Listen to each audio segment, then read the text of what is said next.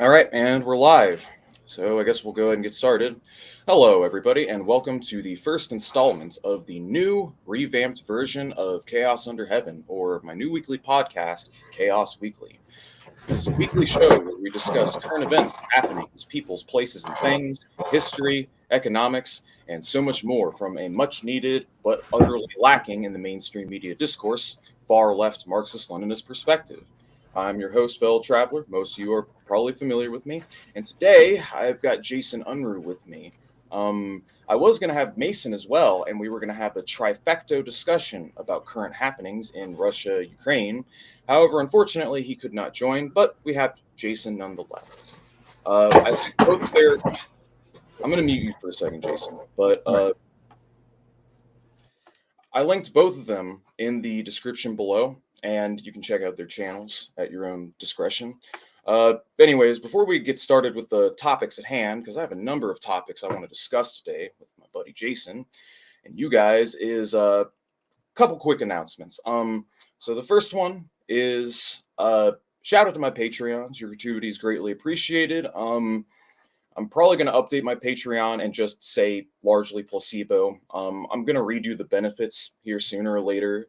New benefits to be announced because it's kind of an empty promise when I say I'm going to give you books, which I'm never going to get worked on. So I'm going to work on that. But all I'm just going to say is shout out to my Patreons.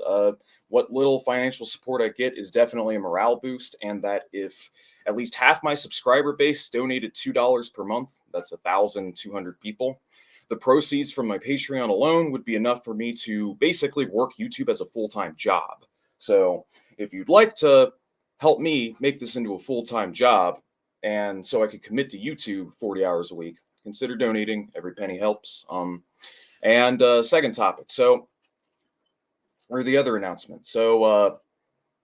Like I said, we're broadcasting from here from now on. I've decided I'm going to broadcast here, keep all my live streams on my second channel, and that from now on, we will be going live between 11 a.m. and 12 p.m. Sunday, every single Sunday. Unless announced otherwise, a different time, just assume it's between 11 to 12 p.m. Sunday. And we're going to be going live and hosting current events, and we're going to get into the action. And for those of you who miss it, or for those of you who don't have the attention span to tune in to 2 to 3 hour streams, I am going to be cutting up and editing and re-uploading segments of these live streams to my main channel as well with additional commentary. That way we combine the quantity of the live streaming with the quality of well-edited, high-quality videos. So yeah, it should be a good time. I'm going to be uploading a lot more often on my main channel, and I'm also going to be keeping up with the essays as well. So that's what you can look forward to from me from now on. Weekly live streams, and then edited segments with additional commentary broken up into pieces uploaded throughout the week as little appetizers, and of course the main course, the highly edited video essays, heavily researched, etc. And last but not least, Marxist reading circles. We are hosting them in the Discord now. If you're new to the topics of Marxism and communism and would like to receive a formal education on the subject, consider joining the Discord, of course, linked in the description below.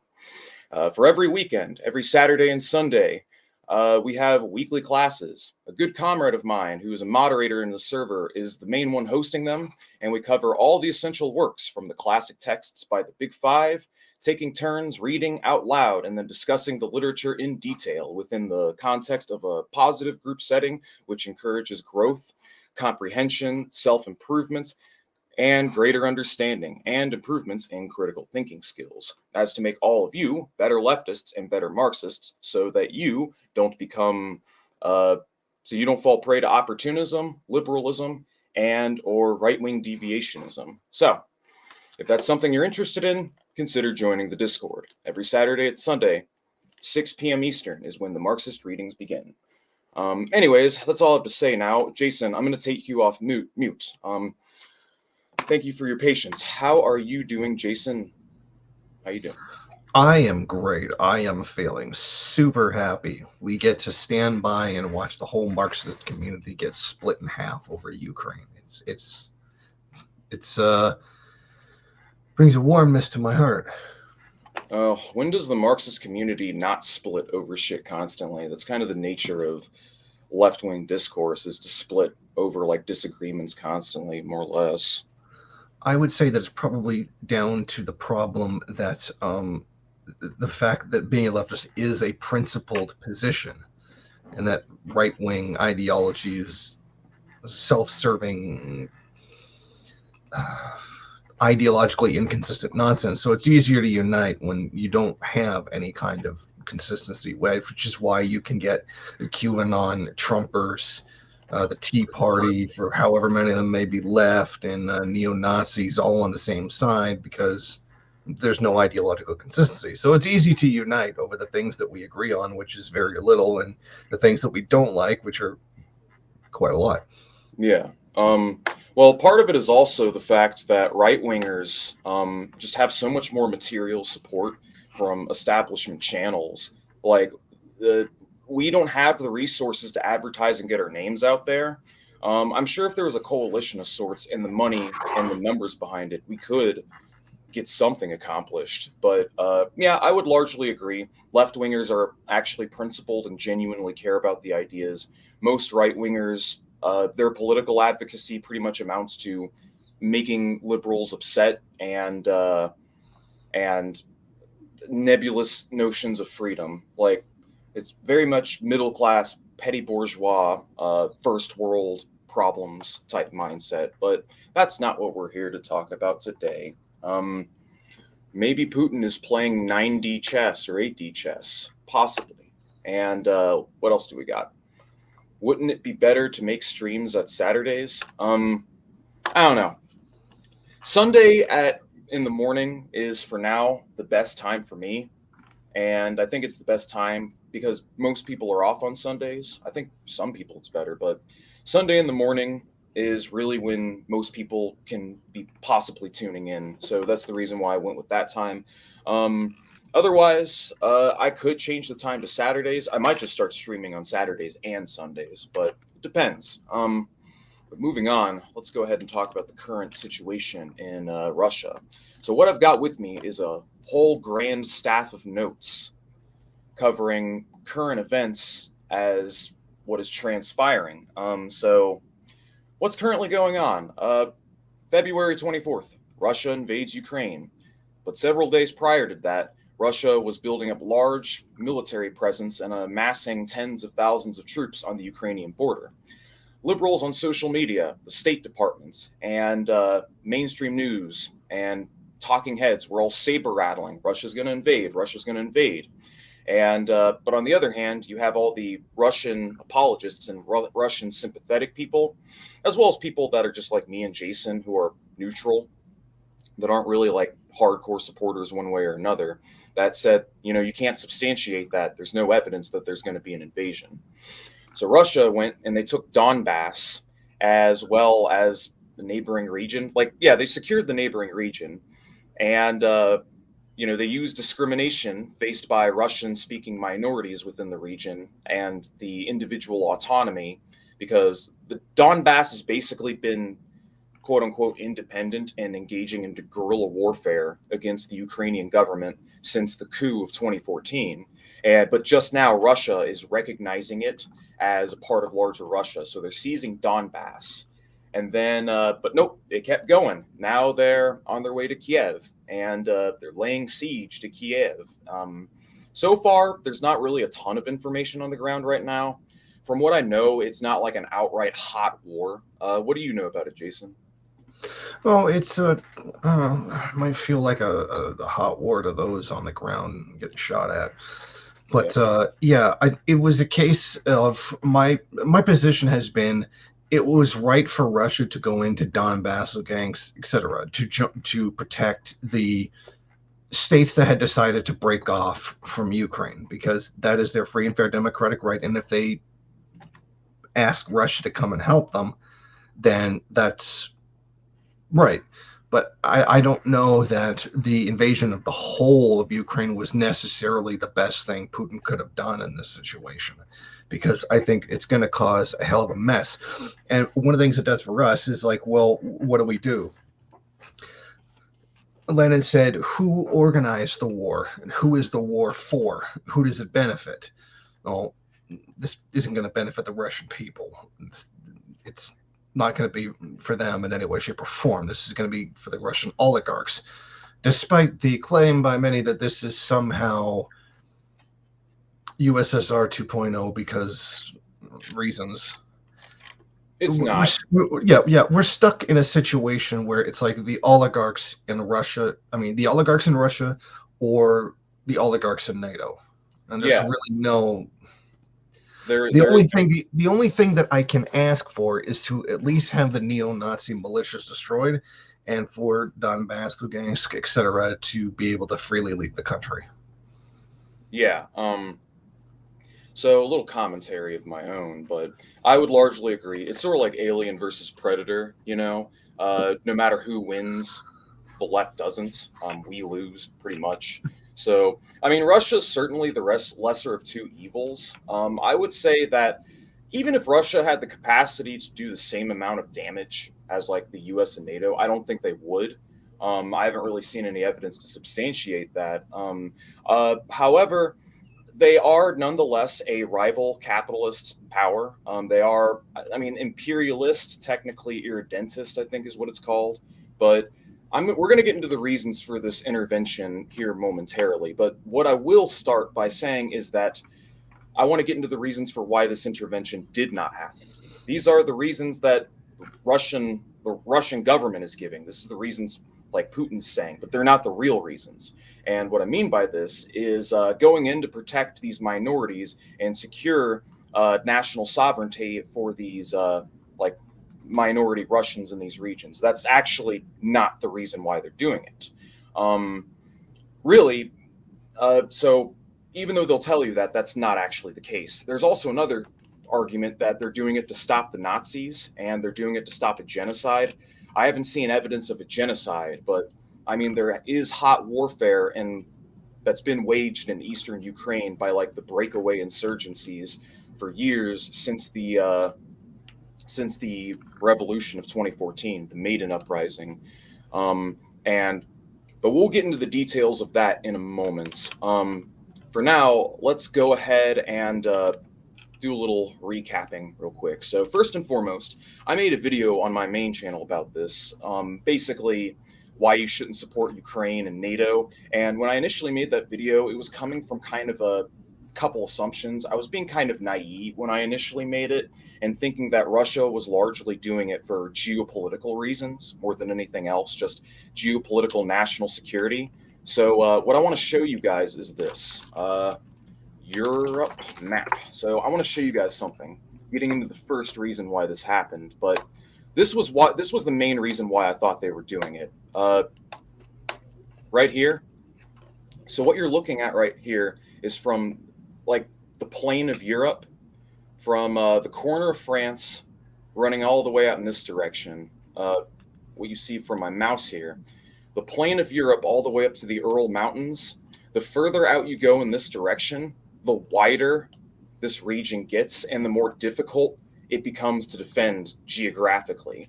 And one of the reasons why Russia has historically had a policy of kind of defensive expansionism of sorts, be it as the Russian Empire, the Soviet Union, or the modern Russian Federation. It has always been within the interests of Russia to expand eastward as to narrow this gap right here, like as to narrow the amount of territory that they have to defend. So that is one of the reasons for this. And when I first made that video, I was operating under the presumption that that was the only reason or the main and sole reason why they were doing it. And I'm wrong. There are other reasons which we'll get into as well. The other reason why I was wrong was also because I was operating under the assumption that Russia wasn't going to invade. Well, I was wrong. Russia invaded. I didn't think they were. I didn't think that they would admittedly do something this reckless. I mean, I don't think it was a good idea. I think in the long term, in the short term, it'll probably solve their problems. But in the long term, it's going to ferment nationalism. It's going to give Europe incentives to get their oil resources from elsewhere. And it's ultimately going to be bad for the Russian people. I don't think the Russian oligarchy is going to hurt from this, but the people will. So what do you think, Jason? Yeah, I agree. This is gonna. I honestly think this is going to cause more problems for Russia than it's going to solve. But it's this. Clearly, Russia is being surrounded by NATO, and obviously, letting NATO surround them will propose a threat to them. But I mean, at the same time, what are we really defending? Yeah, we aren't defending anything. So just quickly reinforcing that point. If you look from the edge of France here, from where the Nordic countries are, from here outward, as in the further east you go, the broader or wider the continental plain becomes, and the more difficult it is for you to defend expansion of territory. So that is the first point I really want to drive home. So for security reasons, no matter who's in charge of Russia as a country, it is permanently within the interests of the regime, this colossal country that's surrounded by a shit ton of other countries, due to Russia's geographical nature.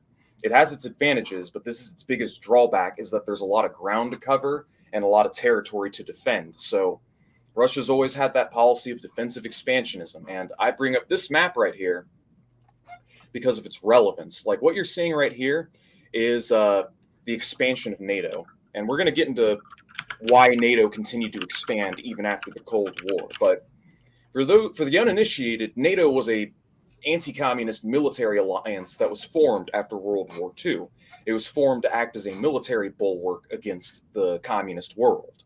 So you had Germany, or you had part of Germany, you had France, Britain, you had the Nordic countries, some of them anyways. You had Italy that was in on it, Portugal, and Spain. And then you had the counter to that, which was the Warsaw Pact, which is what all these other countries from the Baltics to Eastern Europe to Central and Southern Europe, all the way up to not Yugoslavia. It's not Yugoslavia anymore, but it was back when it was Yugoslavia, unaligned. But anyways, so what happened was the communist world was competing with the capitalist world, and eventually, as contact with the outside world increased, as the Cold War intensified, the peak of the Cold War was really the 1980s, early to mid 1980s, and that's when the West was going out of its way the most to try and undermine and sabotage the Soviets as much as possible via not just sanctions, but also siding with the Chinese, allying with the Chinese against the Soviets, as well as selling them computer chips and parts that were deliberately like non-functional and malfunctioning as to basically waste their resources. There were a lot of reasons why we did it. Afghanistan was a waste, but we don't need to get too deep into the details.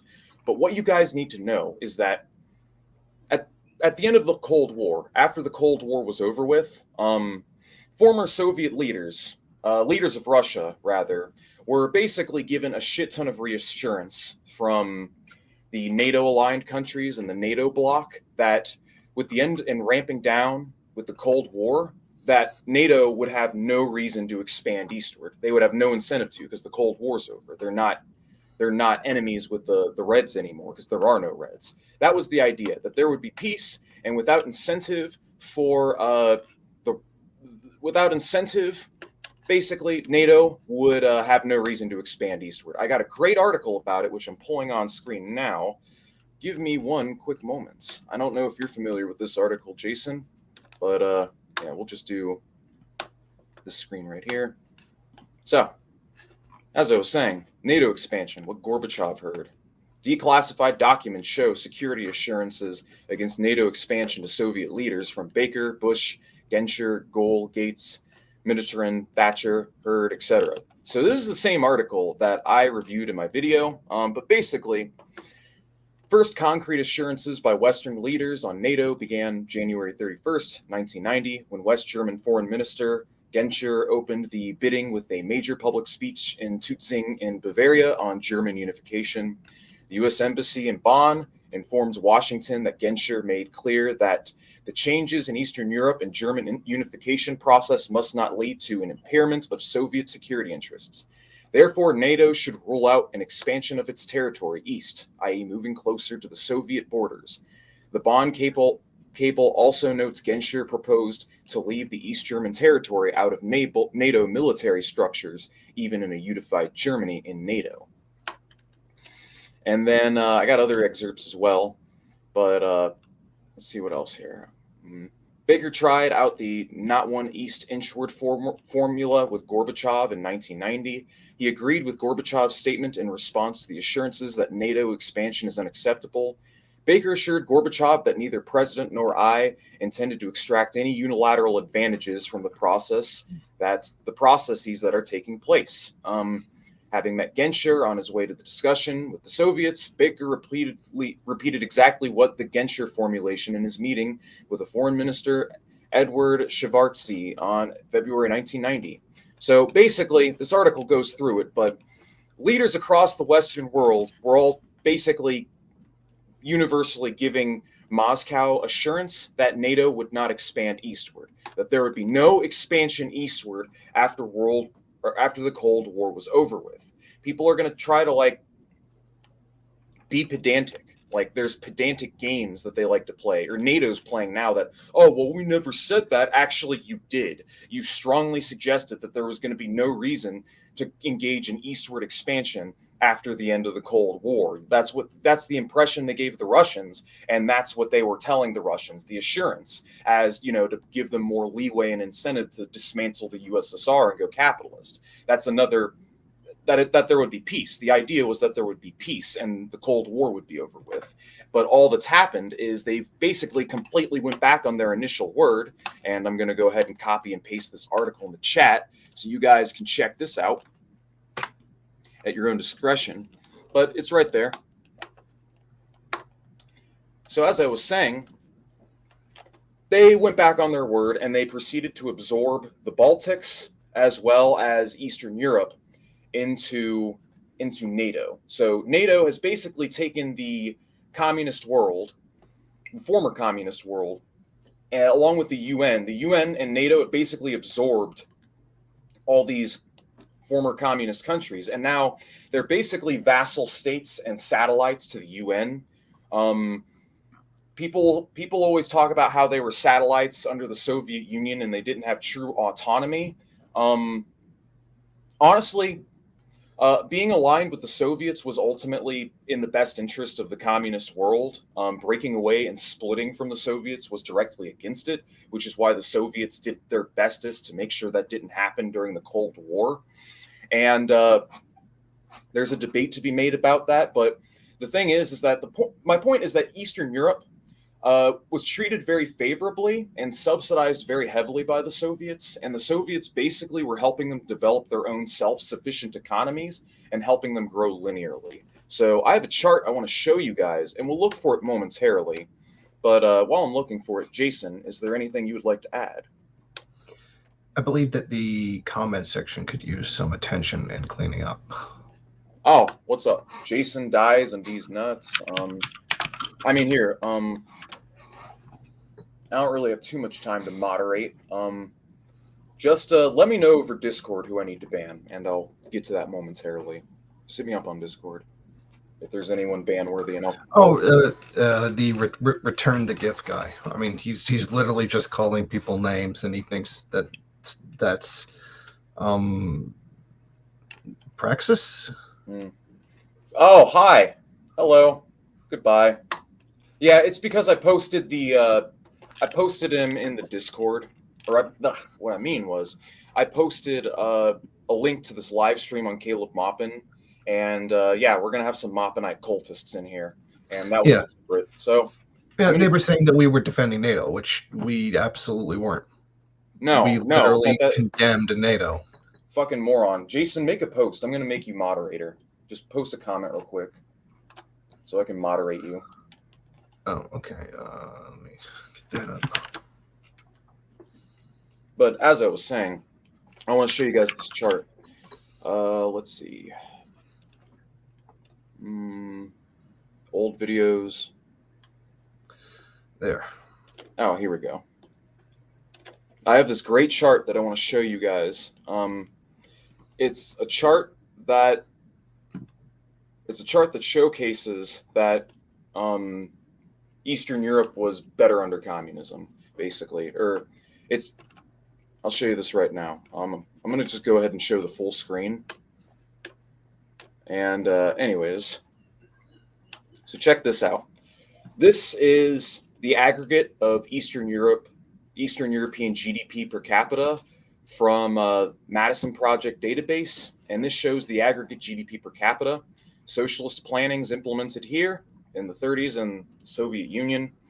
After World War II, Warsaw Pact hops in, and notice linear economic growth, no recessions, no major dips, just clean, smooth, linear growth that starts to slow down with the implementation of market-oriented reforms, but still linear growth because socialist planning.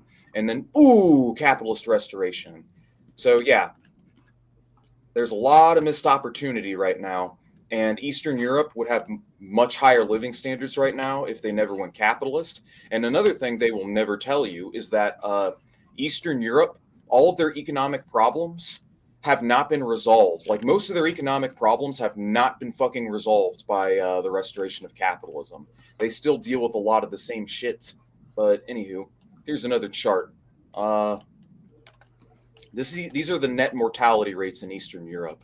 I'm discussing this right now because it's going to be relevant for later, or for the next point I'm about to make. But Eastern Europe, or more specifically the USSR, saw an increasingly growing population. It was growing linearly for decades, but then with the fall of the Soviet Union, people lost their job security and their livelihoods, and excess mortality spiked the fuck back up. And what we saw is a 5-year dip in life expectancy in Russia. And across Eastern Europe, yeah, like an average of a 5 to 6 year dip in life expectancy throughout the 90s. And it ended up leading to a total of 8 million excess deaths within the former Soviet Union alone. I think a total of about 3 million excess deaths in Russia alone, like 3 million. I forgot how much. I've seen some estimates that say that as many as 20 million people died from disease and crime and homicide and poverty-related causes in Eastern Europe. A projected, estimated 20 million excess deaths could be extrapolated away. And to put things in this perspective, because I was watching a bit of Abby Martin's stream on this, there was just as big, if not a bigger, dip in life expectancy in Eastern Europe as there was in World War II, basically for the human population. So this shit caused a comparable amount of deaths as World War II. We saw basically World War II level mortality rates in the 90s following the restoration of capitalism. So that is the point of this chart. And yeah, so as a result, and let me show you guys something else. Russia, birth rates versus death rates. I'm going somewhere with this, I promise. So birth rates, death rates per thousand flew up after the 90s. This is what it looks like today. I'm trying to see if there's an updated chart. Russian Federation death rate. Well, that's good. I want to see what it is now, though, in the COVID-19 era. But anywho, supposedly what it is. Well, my point is that this gets the point across. Birth rates have fallen below the death rates, as in the population, the reproduction of the population, the number, they're not having enough kids to replace the dying and the old. The reproduction rate of the population has fallen below its mortality rates, it's fallen below mortality rates. So the Russian population is actually shrinking, and with the advent of COVID-19 and the coronavirus pandemic, that's just adding to it. And so what you're left with is follow the Soviet Union, go from having 280 million to 140 million, because half the population are no longer part of the USSR. They're no longer integrated with and into Russia's economy. They're separate countries now. Next problem, life expectancy falls half a decade for about the course of the 90s. Millions of excess deaths. Life expectancy recovers. It's in the low to mid 70s now, but the fertility rates haven't. So you have a shrinking population made worse by the global coronavirus pandemic. So you have a shrinking population. In other words, Russians are going extinct. They're endangered. They're going extinct. You have a shrinking population of people. And as a result, by extension, a shrinking demographic or a shrinking pool of potential recruits for your military, basically. So you have fewer people to recruit from. But on the other hand, Western Europe and all these countries in NATO have like several times as many people, several times as many valid candidates to recruit from for their military pool. It's a pool for their military resources. So Russia's demographic crisis is contributing to the pressures it's facing, as well as its less advanced military, although it is a powerful military and they inherited a lot of military assets from the Soviet Union. Modern day Russia is a bear that has been castrated and defanged and has had its claws filed down and blunted. But regardless, the bear is still aggressive and it poses a threat, needless to say. So that's another factor that's contributing to this, the geographical reasons. But there's another reason, which is economic as well. So, Jason, what do you know about the economic factors? I believe I've talked enough.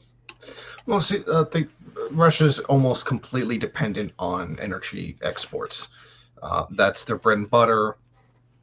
It's not obviously it's not the only thing that they have, but it's large enough that if you were to cut it off, it would be devastating. There'd be very little that Russia could actually do. It would be devastating.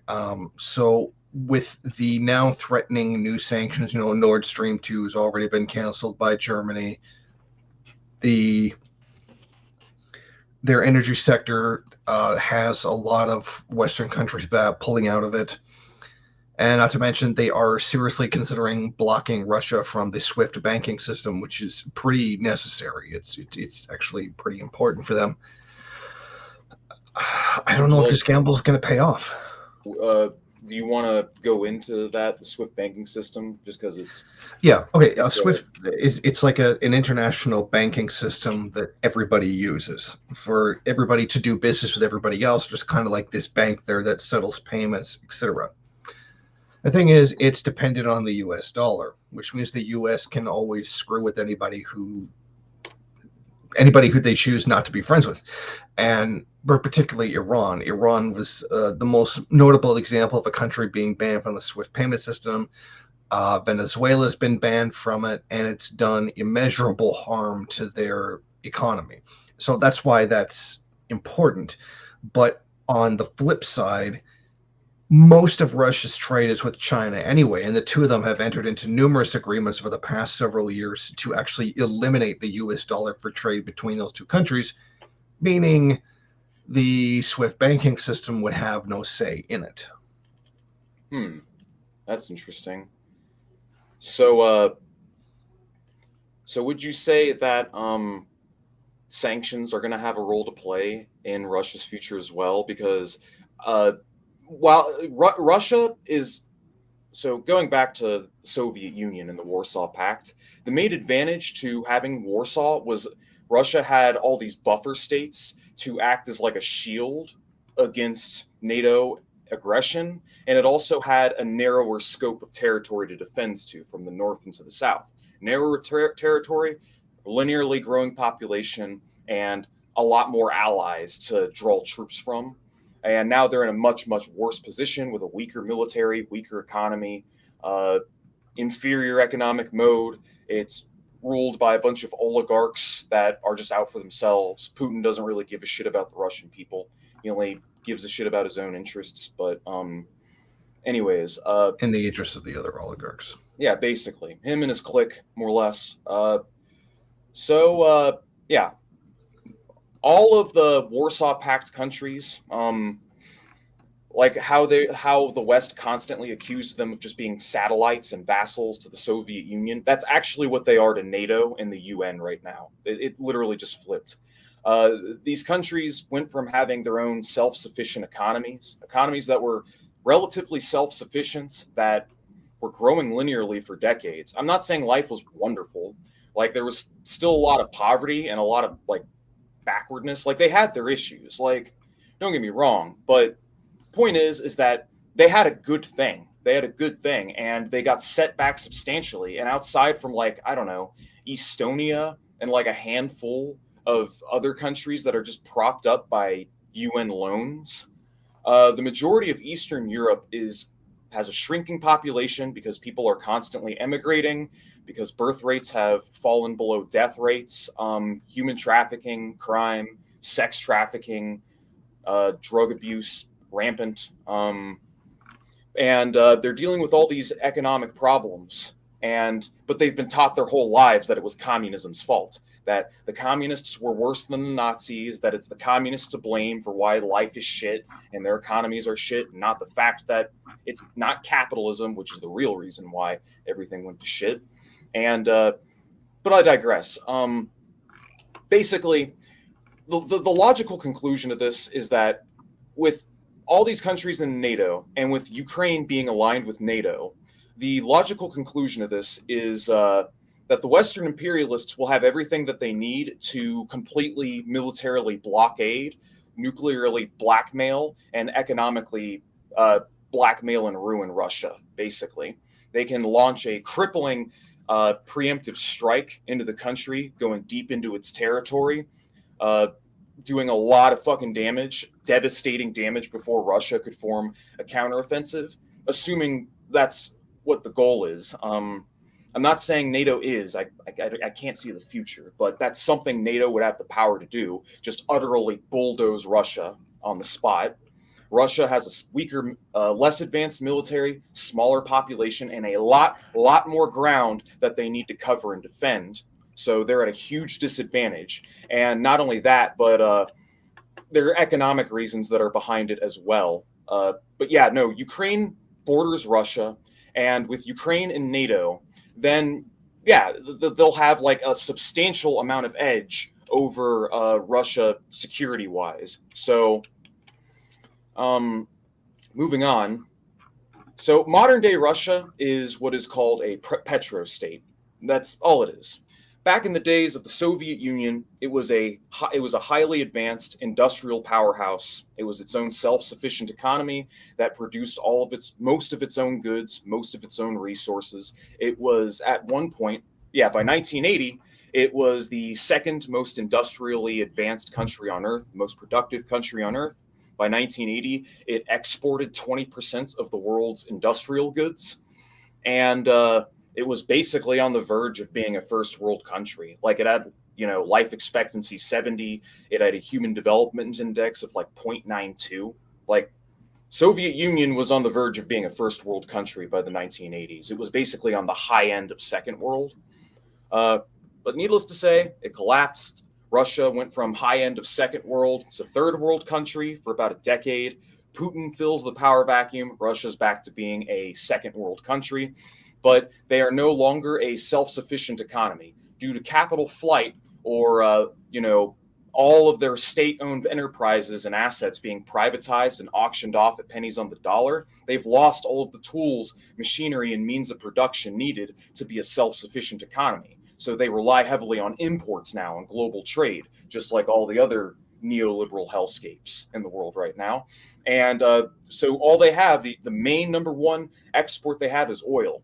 They're an oil producer now. That's where they're at now. They're an oil producer with some state-owned enterprises and an oligarchy led by a Bonapartist dictator. Basically, Putin is what I refer to as a Bonapartist, and Russia is what I refer to as a Bonapartism of sorts. But anyways, let's talk about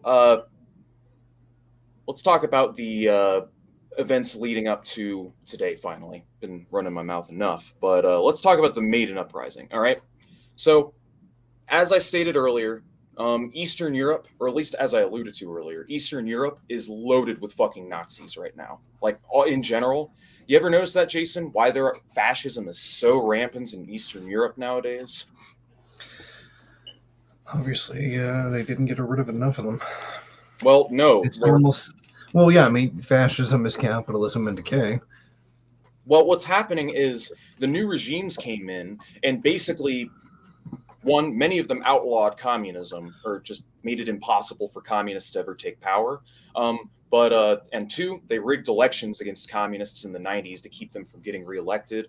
Three, they basically introduced a bunch of history in their history texts, like junk anti-communist history, to demonize communism and to basically make it out to be it was worse than Nazi occupation. You'll find that in a lot of Eastern European schools, particularly Ukraine. You've got the CIA, which finances all these fascist groups in the Ukraine as well, pumping money into like fascist organizations, like not just across Eastern Europe, but Ukraine as well. Like neo-Nazism is literally sponsored by the CIA in Ukraine. And it's for this reason that the decades of bombardments of anti-communist propaganda, the financial aid and backing to the Nazis by Western intelligence, and lastly, it's this new generation born knowing nothing but shitty life under capitalism that they've been taught to blame communism for. And so now you have a popular base for fascism. And it's this popular base for fascism which manifested into the pro-NATO, pro-Western Maidan Uprising of 2014, which ousted the previous president who was Russian-aligned, who was friendly with Russia. And in his place, he was replaced by, well, what's his name? What's the name of the new Ukrainian president? Zelensky. Thank you. So like I said, those are like the quick events surrounding that. And since they have taken power, they have began whitewashing, basically doing neo-Nazi and Nazi apologia.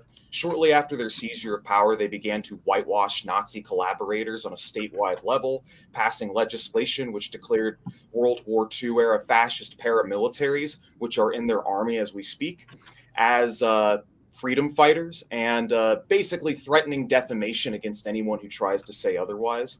Basically, these fascist-era paramilitaries are being lauded and lionized by the current regime.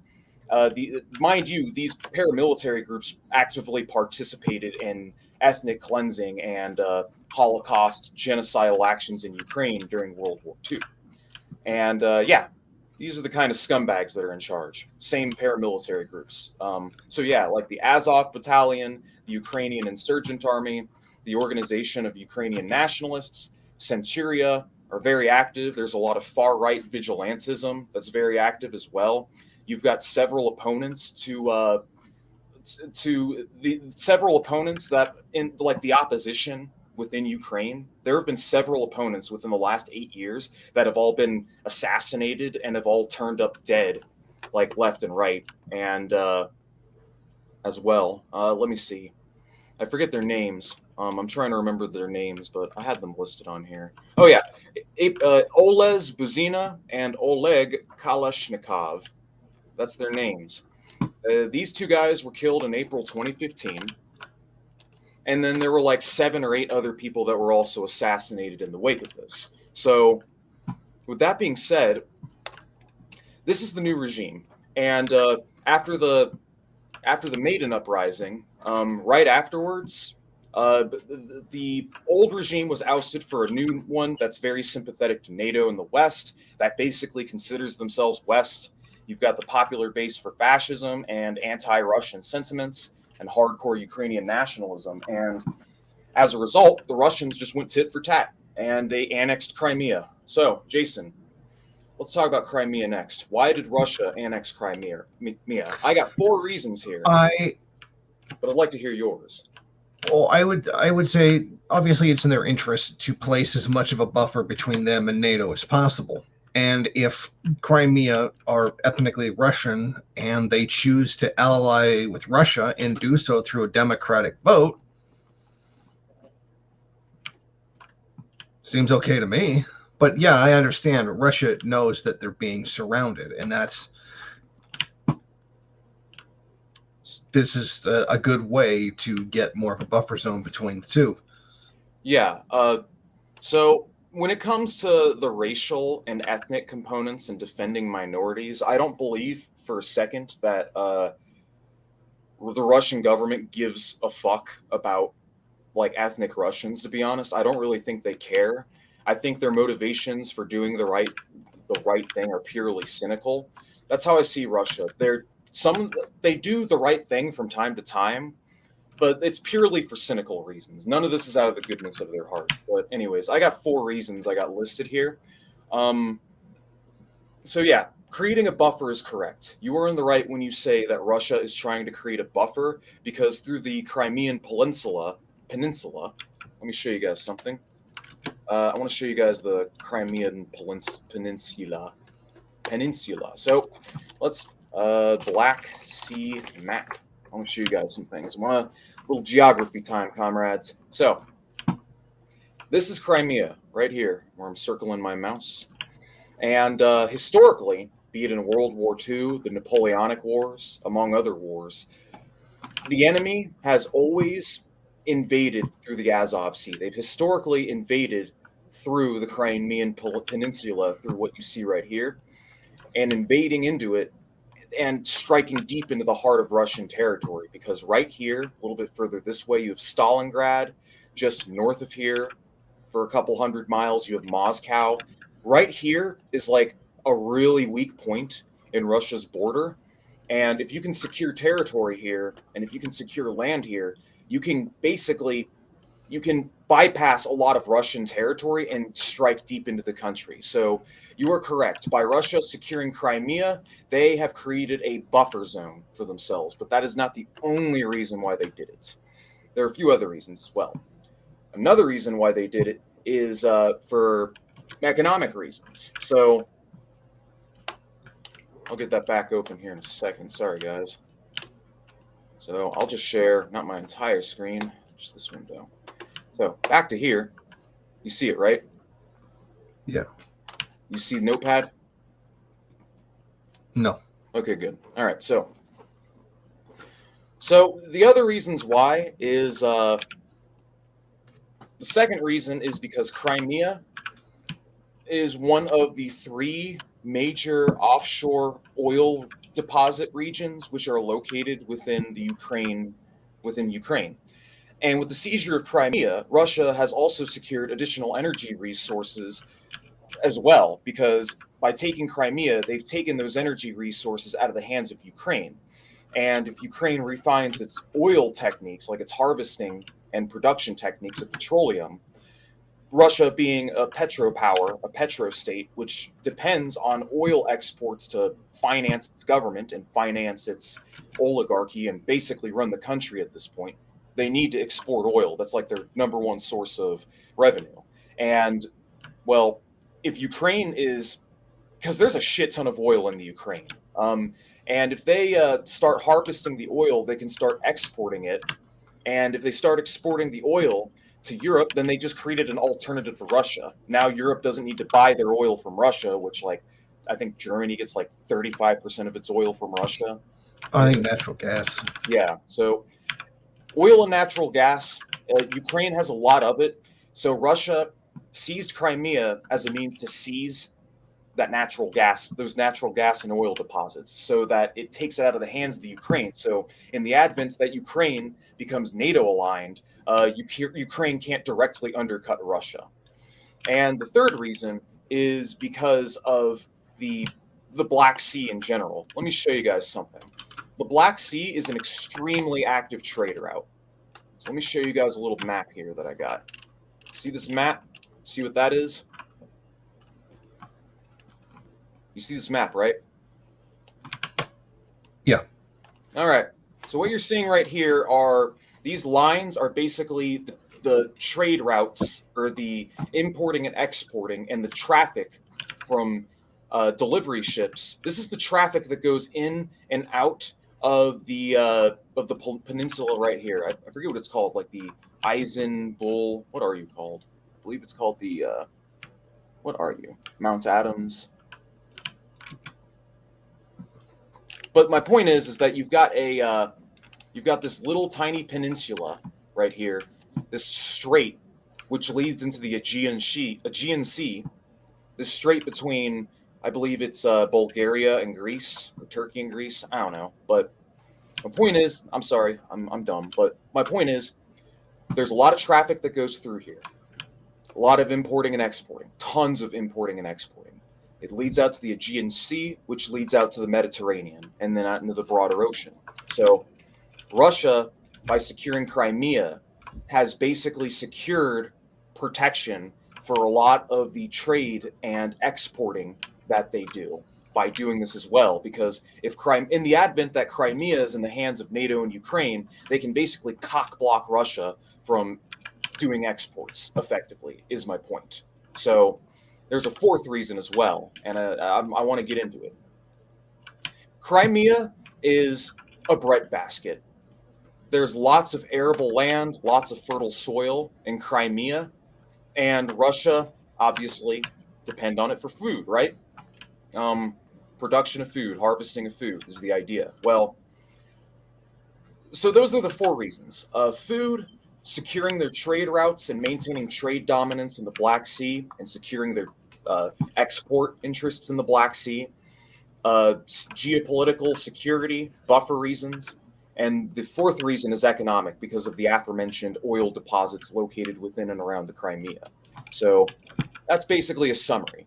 So Russia went tit for tat and took Crimea after the pro-NATO regime seized power during the Maidan Uprising.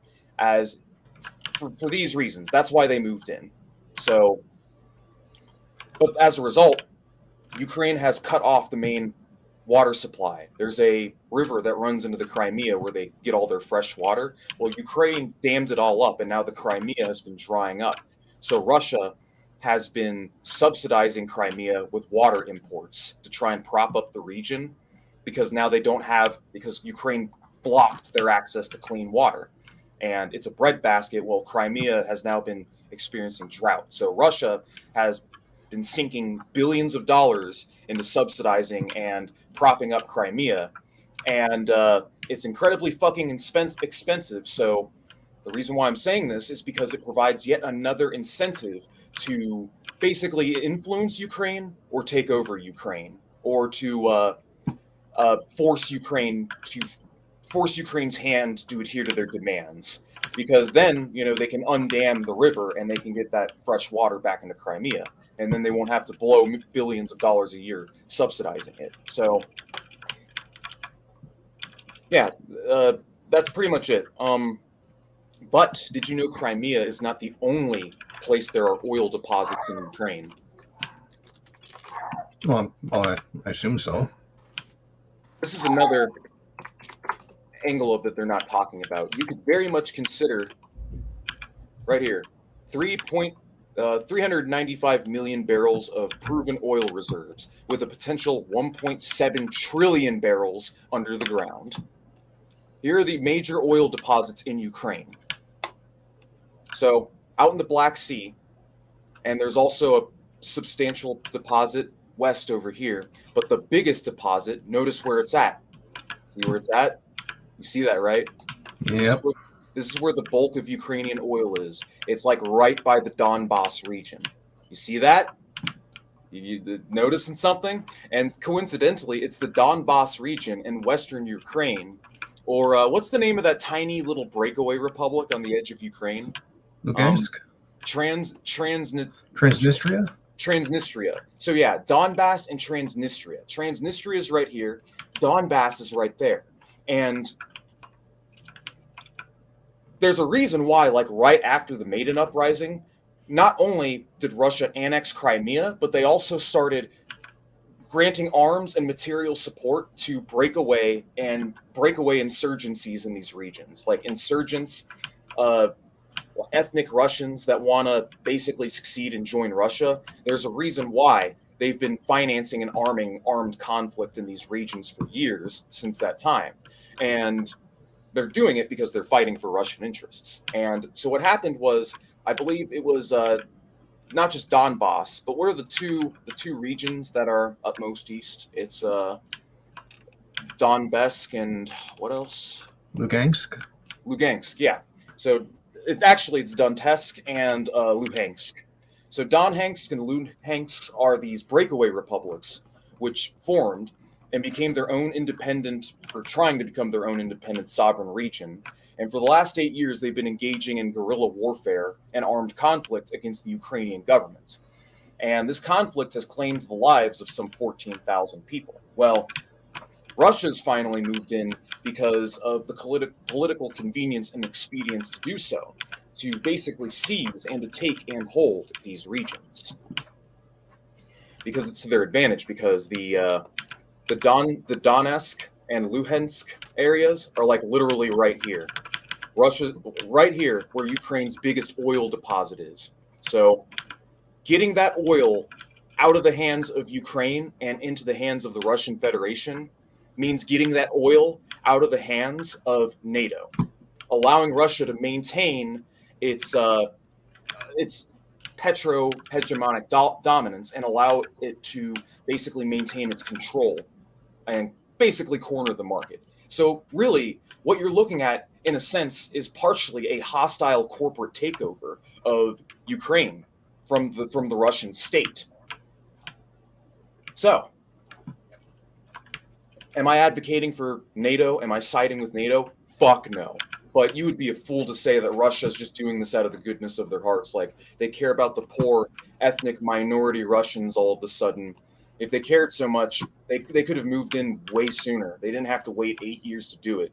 They're only doing it now because Ukraine is basically on the verge of joining NATO and moving to side with the NATO alliance. So that is another substantial factor that has to play in all of this as well. So these are the reasons why Russia is in Ukraine, in summary.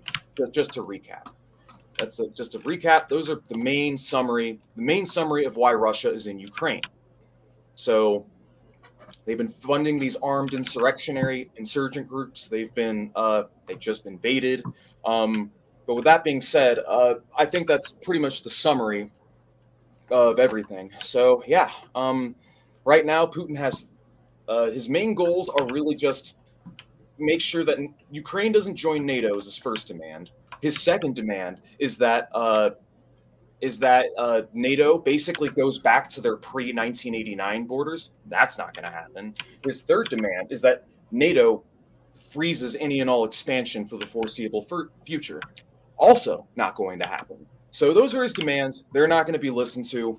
And these are the complex inner workings and geopolitics surrounding the entire conflict. I hope this has been informative and or educational, comrades.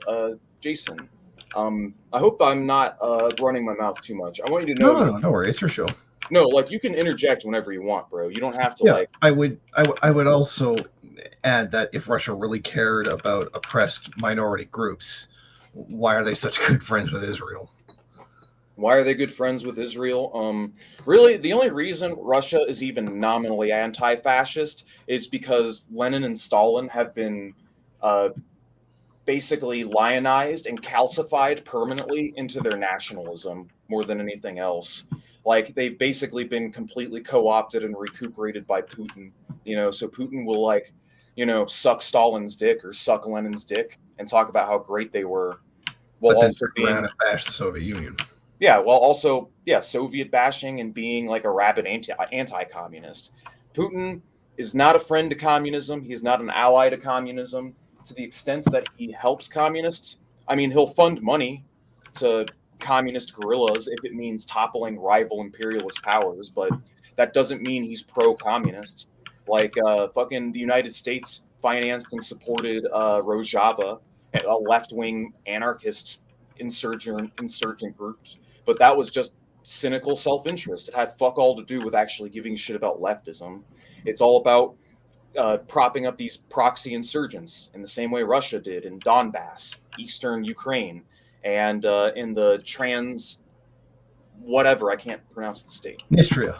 Yeah, Transnistria. These are proxy armies, proxy breakaway guerrilla groups.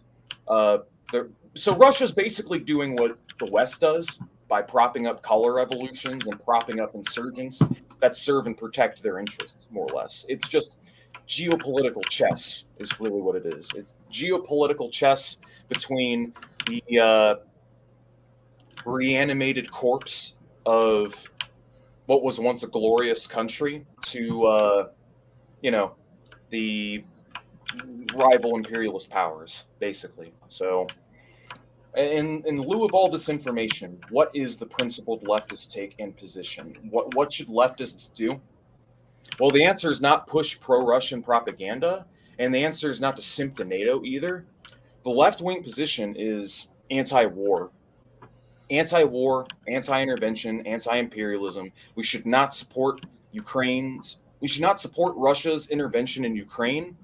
We should understand it, and we should, know why they're doing it. And these are the reasons why. It's literally self-preservation plus material interests. But ultimately, Russia, Putin doesn't give a shit about the Russian people. He doesn't care about their well-being. He doesn't really care about anyone but himself and his little regime. And otherwise, the writing has been on the wall for decades. It's basically Russia being pressured and pushed into a corner, which is ultimately what made them do this.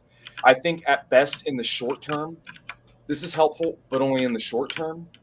In the long term, I believe that this is going to do a lot more harm than good, because a lot of innocent people are going to die. A lot of people are going to be made into refugees. And the more aggressive actions that Russia takes and the greater and more hostile tensions become with NATO, the more likely the United Nations is to look elsewhere for its oil imports. And once they do that, then Russia's in a lot of trouble, because that's where a lot of their revenue comes from, basically. So that's pretty much a description of the situation, Jason. Yeah, that's I don't disagree with any of that. Yeah.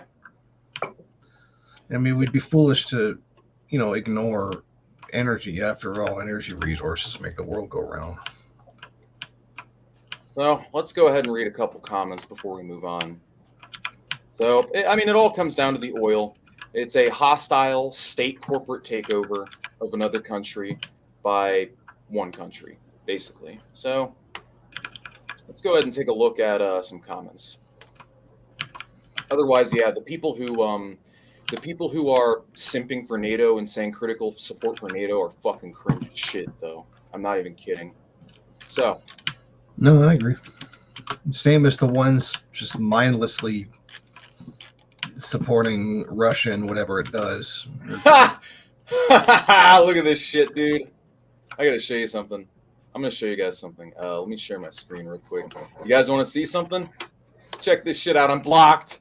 What a fucking pussy. Yeah, whatever. He blocked me because I linked that live stream. Yep. It's because I linked that live stream. Holy shit, dude.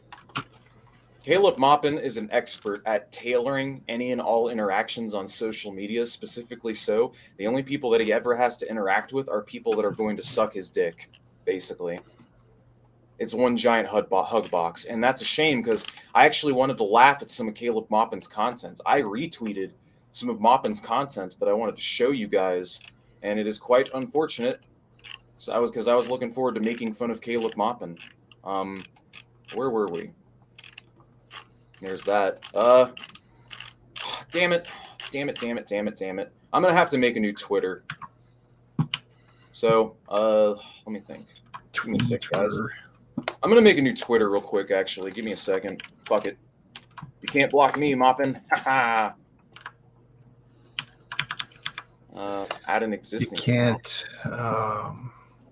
What's up? You can't slam Trav. You can't. I'm trying to think of something. You can't slam the Trav. No, I'm usually. You can't ban the man. You can't slam the Trav. I mean, you can't because I'm the one who does the slamming most of the time. But anyways, nah, what am all the time more like? Excuse me, that came out wrong.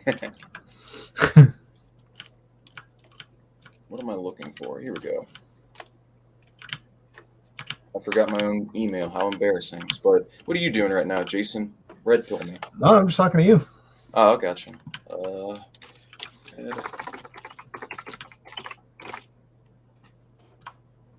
My own email. So there we go. Red Iron Sun 11. That is my alternate email. You can't block me. At Wow. fetlife.com. Fetlife.com. What the fuck? I guess I have to log out. Shit. Yeah, we'll just log out. Well, the joke is that FetLife is a fetish website. Gotcha. Man, I'm afraid to log out for people with fetishes. I'm afraid to log out because I don't want to lose my own fucking progress. Oh, right. So incognito mode. Oh, okay. How do I go into incognito mode? That's a great idea. So incognito. Oh, here we go. New incognito tab. Let's go to twitter.com. I'm going to sign up for the time being. Let us. So we'll just do 1-1. I don't want to dox myself, so go ahead and put my birthday. But yeah, no, Caleb has been like basically regurgitating State Department propaganda more than anything else. Well, Russian State Department propaganda. Yeah, Russian State Department propaganda. He's basically a Russian asset. I mean, not to anyone's surprise, he's literally on Russian state television payroll. The main advantage to working for Russia today is you don't really have to you can be relatively objective, at least until it comes to talking about the Russian government. You're not really allowed to talk shit about the Russian government, unfortunately.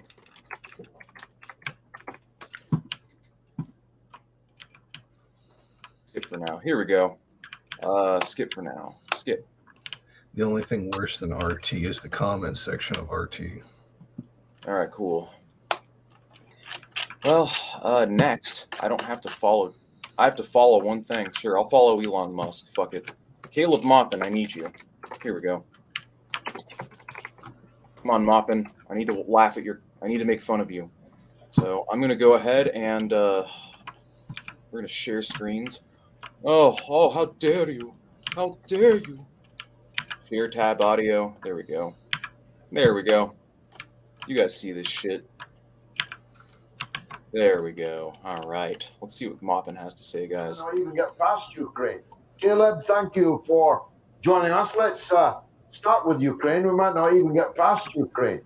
Someone told me from Germany the German airports are full of American military aircraft. The skies above Germany are filled with American aircraft.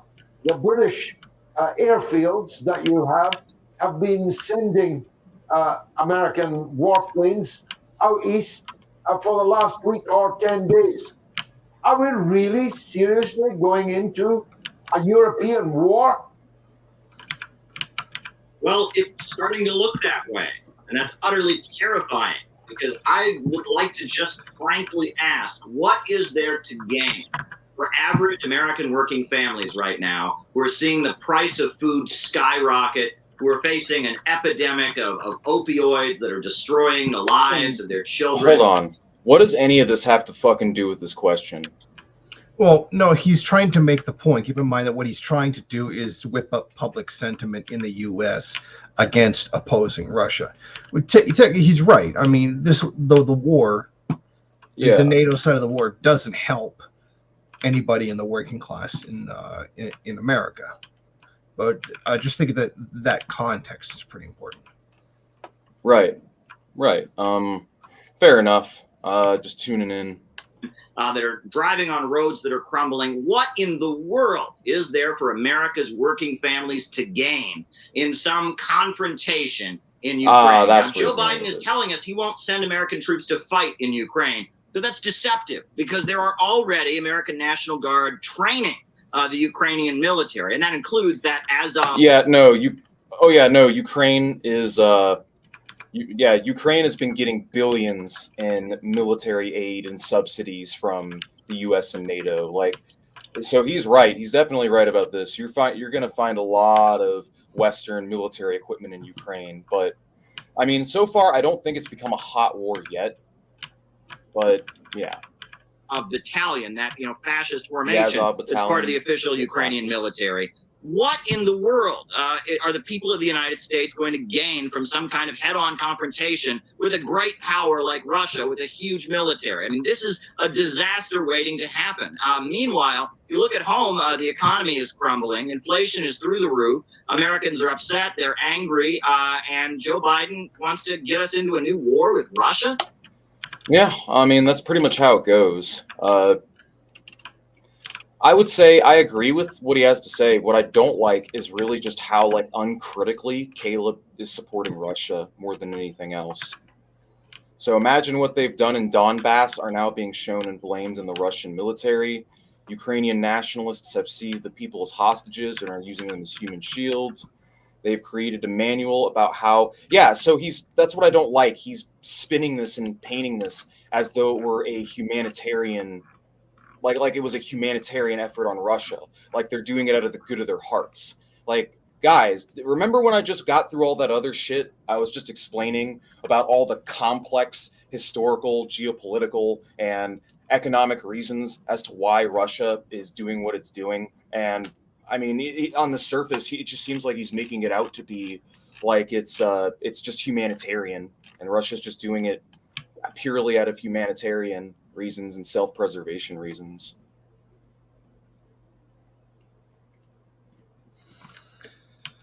Yeah, I mean, it's his job.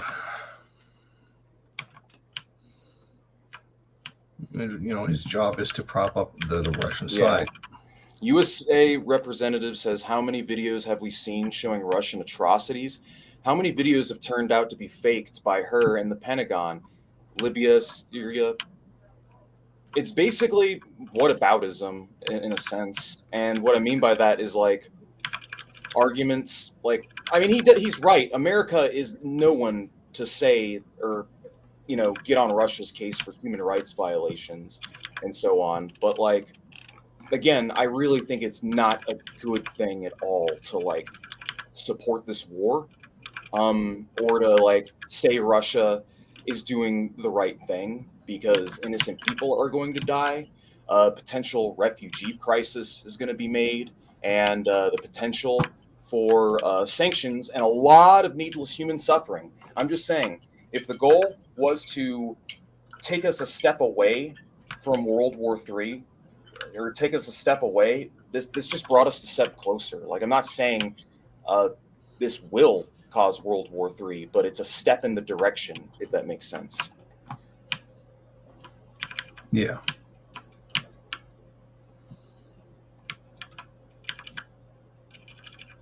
All right. Let's see what else. Never ask a woman her age. Never ask a man his salary. A Ukrainian nationalist, what his grandpa was doing from 41 to 45. Yeah. NATO chief calls Putin order irresponsible. Yeah, no. What has China said about this? I'm just curious. China, for the most part, I mean, the last time I checked, they had said absolutely nothing, just no comment. Gotcha.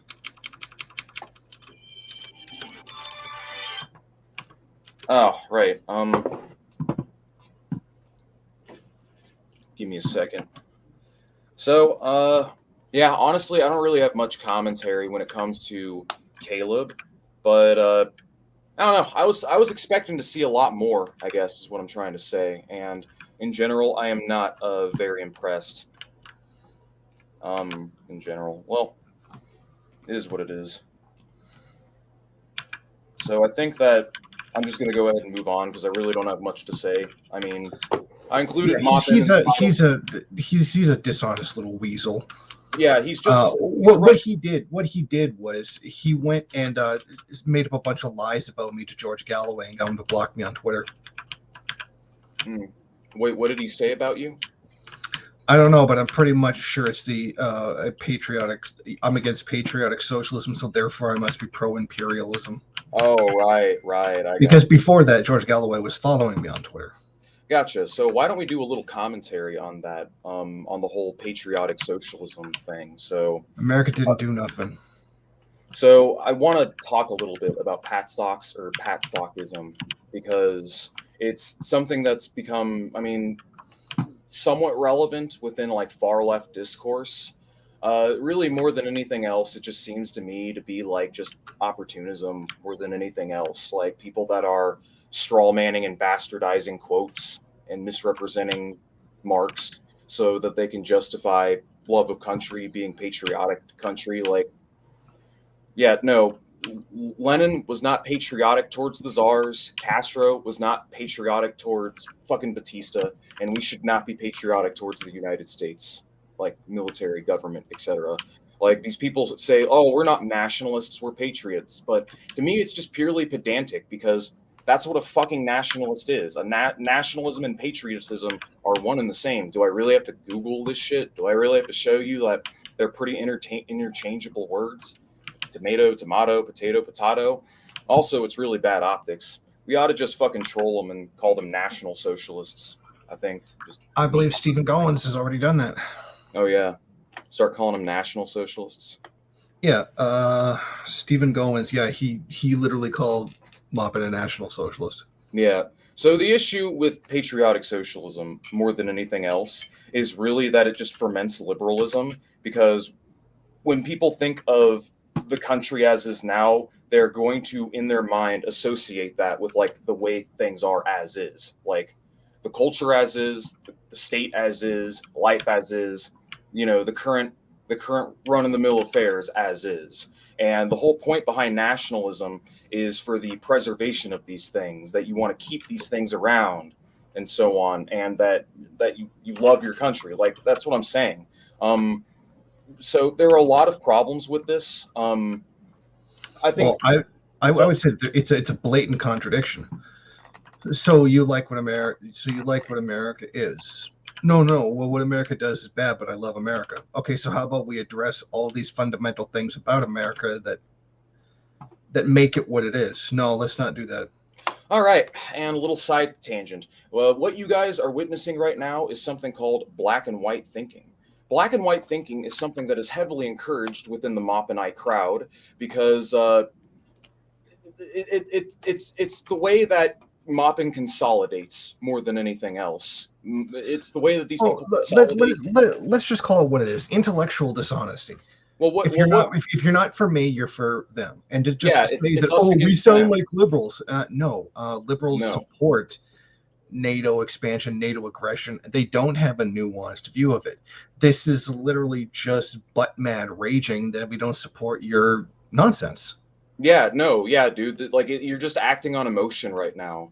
Like, you're a fucking idiot if you think I support the Biden regime. Like, straight up. Not in theory, not in practice. I fucking do not like Joe Biden.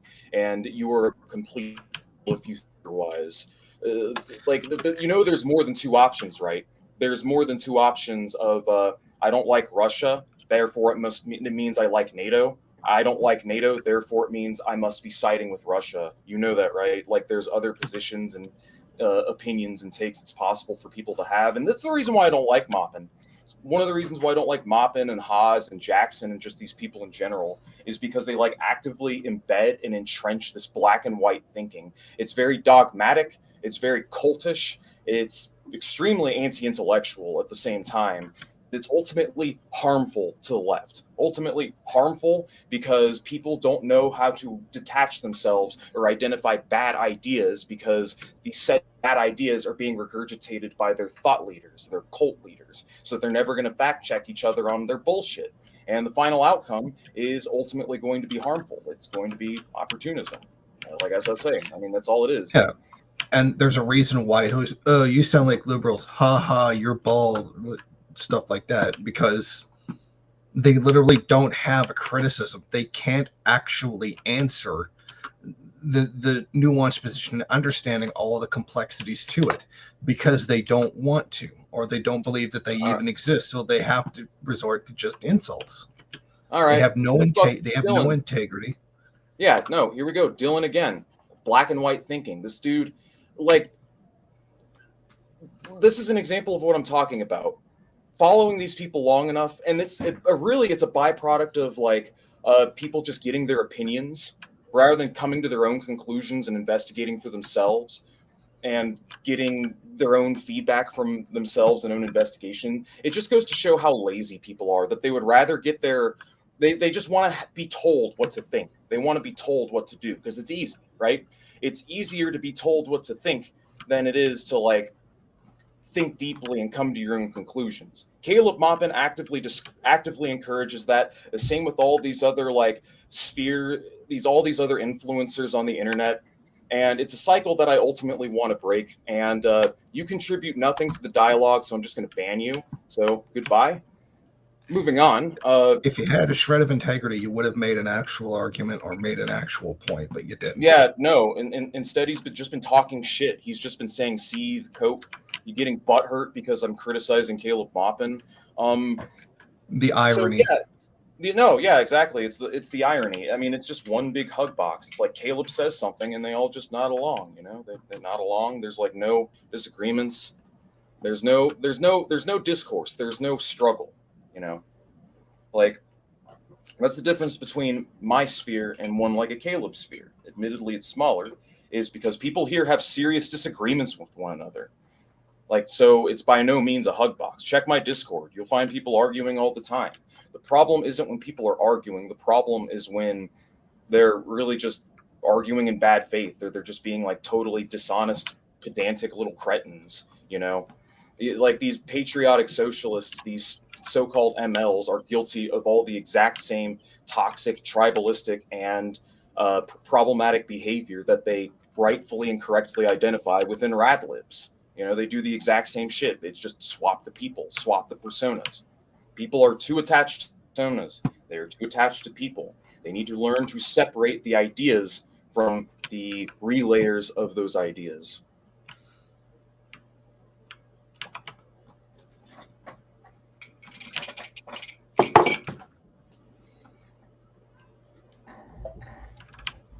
All right. Moving on. Are you 44 years old? Bro, I'm 27. I just look older because of the shit lighting from a green screen, but I got more stuff to react to, so we're going back to my screen. So, moving on, patriotic socialism. I've stated this on my second channel already, but yeah, we'll go to Twitter home. But the problem with patriotic socialism, more than anything else, is several problems. One, you're never going to out-patriot the right wing. Never going to out-patriot the right, the far right. They've got like total lock on that ideology, because the right and the far right will rightfully tell and identify the reactionaries they're trying to appeal to, that you're trying to destroy the country, that you are anti-American, that you are anti the regime, the country, that you want to destroy it, and that you want to, like, you know, ruin it, and that you're to blame for everything, so to speak. Well, they are right about one thing. Yeah, they are right about one thing, that we want to overturn the current system and the regime as we know it now. And, you know, it's not enough just to get elected, you know, and hold seats in public office. You have to replace the state infrastructure. You have to replace the political infrastructure with a new one that actually working class. Like, what are you going to do with Betsy? And what are you going to do with Nancy Pelosi and Joe Biden and all these other, you know, in held power that, like, they're just going to get in the fucking way. So the right has a total co-opting deadlock on the concept of patriotism. So you're never going to out-patriot the patriots, because they're the people that are most loyal to the fucking regime.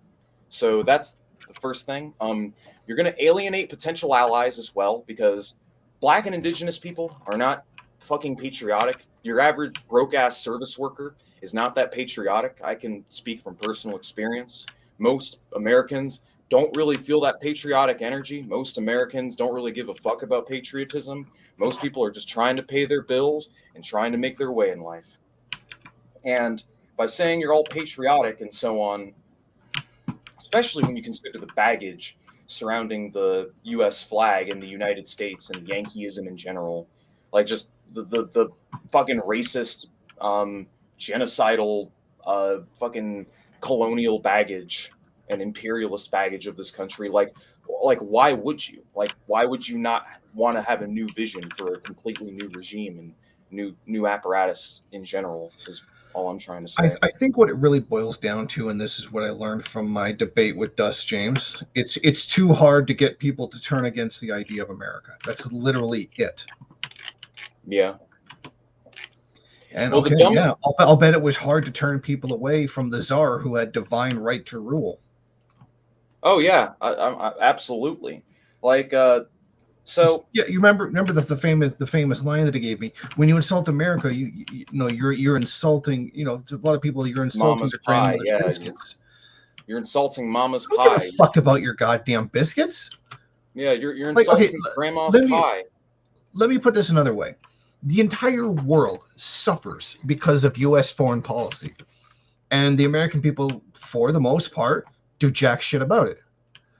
So what would you have the people suffering at the hands of the U.S. to do? Keep appealing to people that historically have done absolutely nothing to stop it, or try to defend themselves? I liken it like this. I worked in the hospital system in Niagara. If I get assaulted by a mental patient who doesn't understand what they're doing, does that mean I've lost the right to defend myself?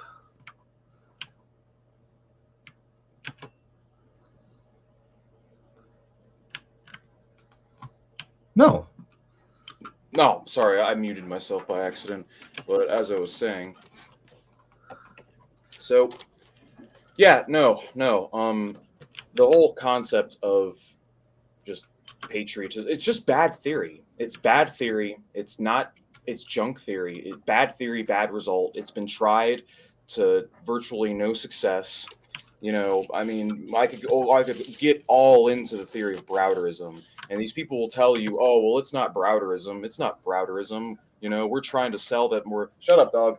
We're trying to sell that we're the real patriots and yada yada. It's the same fucking shit, dude. It's just pedantic. They're doing literally what Nazis do, and to distance themselves from previous reactionary projects, they're rebranding and relabeling it as to distance themselves from failed prior projects so that they can grift people in. You know, it's not intellectually honest. We as communists win by telling the truth and being honest with people and trying to present the facts and the objective truth of the matter and situation in a reasonable light. And we try to show people the facts and the truth and elevate class conscious and actually educate people. We're trying to convert people. That's the goal. Our goal is to convert people, not appeal to their like emotional sentiments. Like, I'm not saying emotions don't matter. I'm not saying that you shouldn't care about people's emotional sentiments to some extent, but my point is that there's got to be a higher functioning logic to all of this, a higher functioning consciousness that people have to be operating on. You've got to elevate people. Meet them where they are and elevate them, not meet the people where they are and tell them that their bad ideas are correct and ferments those bad ideas, because all you're going to get is more bad ideas. If that makes sense. Okay, let me put this another way. If you basically just say, yeah, America did nothing wrong, America's good, America's great, it's just that we do bad things sometimes and we need to change that, and not show how this is permanently or extremely linked to the system itself, how the system was set up, how it was made, that being colonialism, imperialism, genocide, slavery, etc., which the patriotic socialists just hate to deal with. That they don't want to talk about that at all. They want to just pretend it never happened and say, hey, I've got this like middle class Latino guy on my side, so therefore La Raza. Basically, what it comes down to, their argument, without saying it, but what it is in substance, is the American people will not understand logic. or basically the American people are stupid animals that can't be Yeah. reasoned with. So let's just dangle a carrot in front of them. Yeah, it's very little faith in the ability for people to be elevated. I would say that's a good point, generally a good argument. One thing that I've noticed they'll Which is do Malthusian. they'll bring up Russia, and they'll say like, oh well, Russia is settler colonialist. Russia was settler colonialist as the Russian Empire. Soviet Union was not the Russian Empire, and the Soviet Union did literal land back, like unironically. They gave a shit ton of territory back to all these independent ethnic groups and historical groups that have claim to the land. You know, how do you Which think was the point of the oblasts. Yeah, like how do you the oblasts, and not just the oblasts, but the other like entirety of Eastern Europe that used to be part of the Russian Empire. It got balkanized and they became their own independent countries. Like all these Eastern European countries were originally part of the greater Russian Empire, and they have their. Let me add this. This is also inextricably linked to Maupin's current position, and when he said that national groups or minority groups broke up the Soviet Union. Yeah, no, he's basically blaming the oblasts. Yeah, no, that's dumb. Soviet that Union, had fucking nothing to do with why the Soviet Union was sabotaged. It has nothing to do with it. No. Soviet Union was the most ethnically diverse, one of the most ethnically diverse geographical regions on Earth. And that's another argument rightists like to make. This is kind of unrelated, but like socialism can only happen in ethnically homogenous countries. I just think it's such a weird arguments to make when you consider like the level of diversity historically in actually existing socialism. But like in terms of like all these socialist regimes, they literally all did land back. They literally all did self-determination, national liberation struggle, and decolonization in some form or another. So we see the basis of their argument. Yeah, land back, bad, and when it is done, it leads to the dissolution of the Soviet Union, even though that's not what caused the sabotage of the Soviet Union. So they're either in, so they're just really just being dishonest, and there's no point to being dishonest on this level unless you're just fucking racist. There's just no point. It's just bad faith. Again, it's bad faith. The bad faith argumentation, all in all around and about. You should be fighting for something new and better, not trying to preserve old aesthetics, old ideology, and old things. We should be trying to fight for something new and better and help people realize like things could be a lot better than they are now, but they require us to put aside our differences and work towards that common goal together, so to speak. So, what was it the Mao said? Away with the four olds?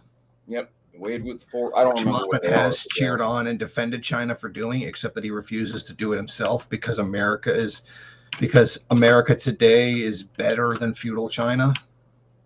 Oh yeah, no. What's really weird to me is like with infrared, no chauvinism, of course.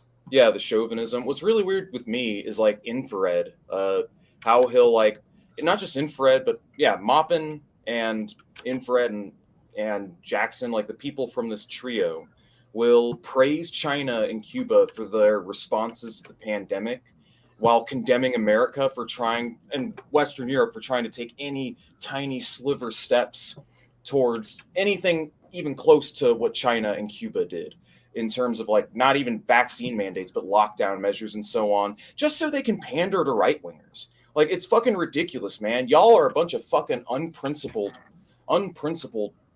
motherfuckers. Like seriously, like that's all it is. It's right wing pandering. They actively shame and discourage and shit on people and make fun of people who are who basically have any criticism towards these ideas and basically have them shoved out of the group.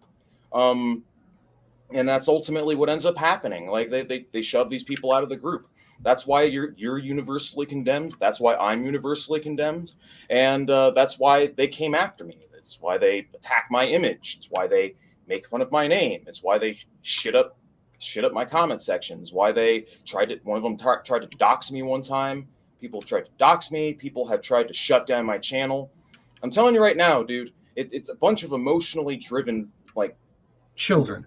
literal children, like, unironically, bunch of children. We used to in the day we used to say mental midget. Yeah, which is not bad politically theory, correct. bad theory, bad result.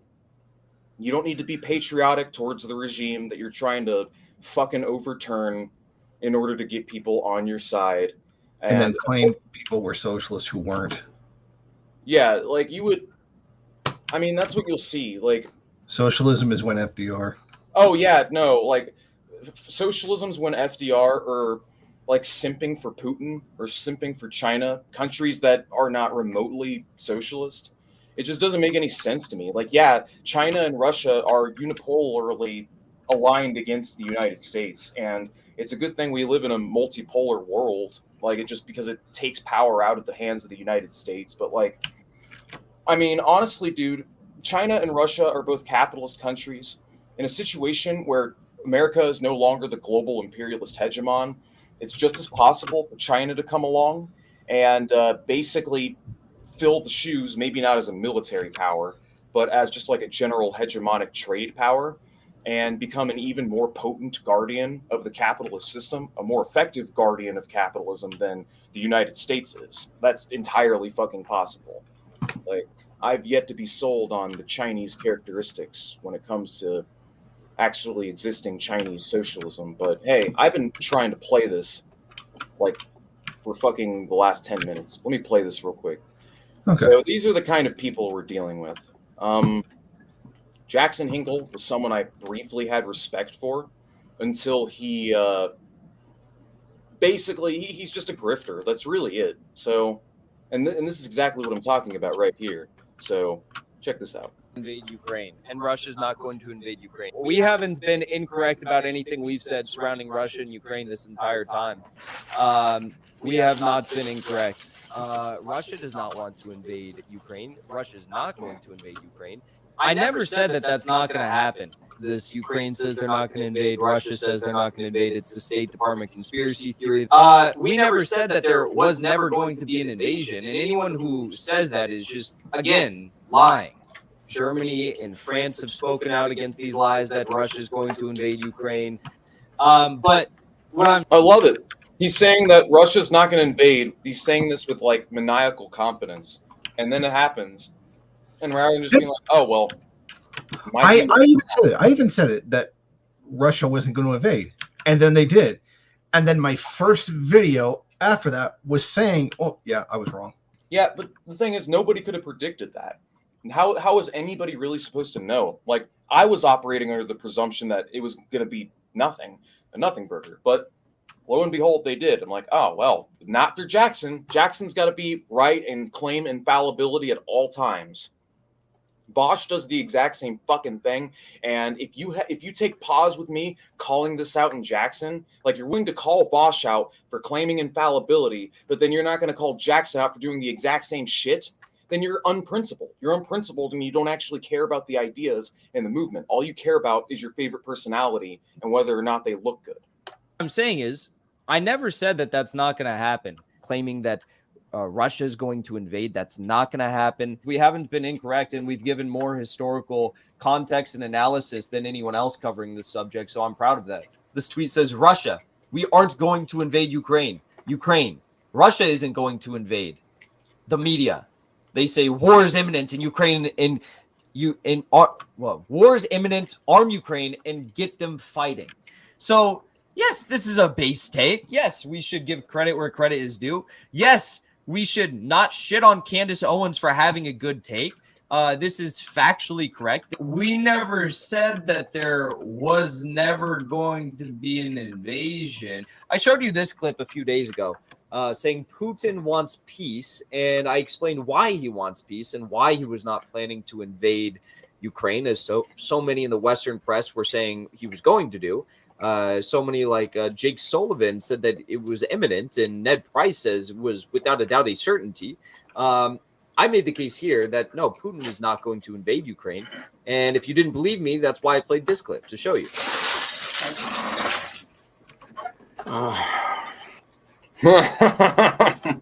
Well, talk about slip out. got some other retweets of Jackson. Oh yeah, here we go. Early Jackson. I'm playing these, by the way, because I want to really paint the picture. And I'm glad people call him out for this, like just how much of an unprincipled douchebag this guy is. He just has no principles. He'll just say whatever the fuck he needs to in order to like grow his channel.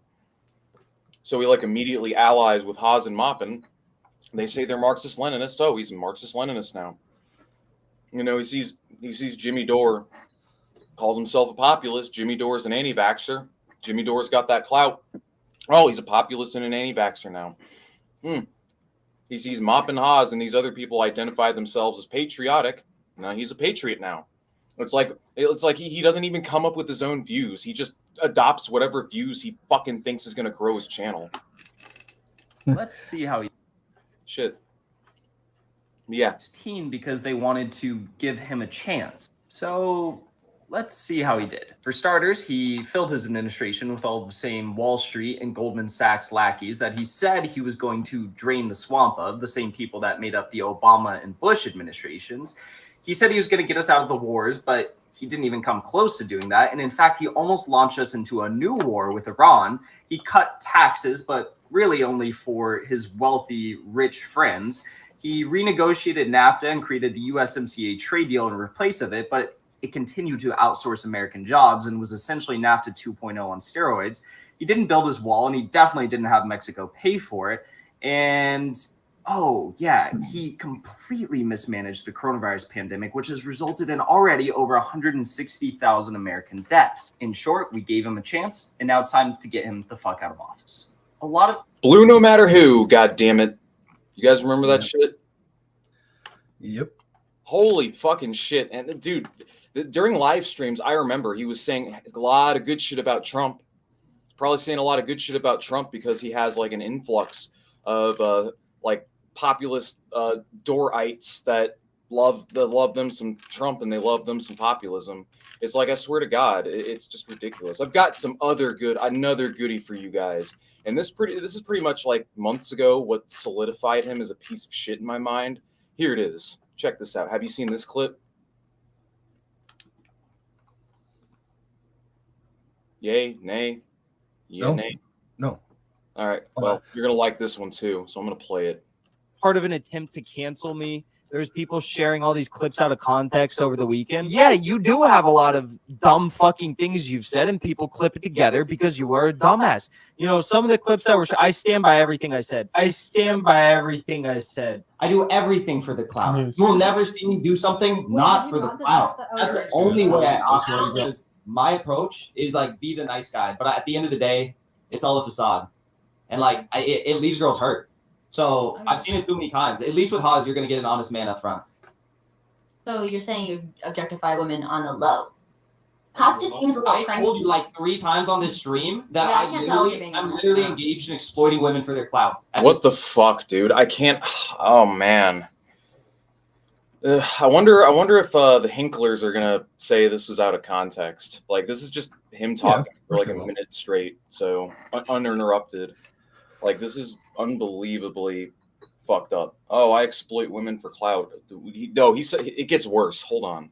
This point in my life, if I like you enough, maybe you don't have to sleep on the street in front of my apartment. I personally don't want strong-minded like shorties up in my shit because I want to be the one manipulating them and exploiting them. And I bring chicks to my place. I only have 2 toothbrushes. One is for me, and one I use for every other chick that I bring over to my house, and I tell them that it's a new toothbrush and it's only for them. Yeah, what the fuck, dude? That's so unbelievably fucked up. Like, oh my fucking God. Like, dude, holy shit. Yeah, you're a real player, Jackson. You're a real fucking slayer. God, what an asshole. Cats have 9 lives, so if a pussy's got more than 10 bodies, she's dead to me. I'm fucked by the end. Yeah, that's straight up misogynist.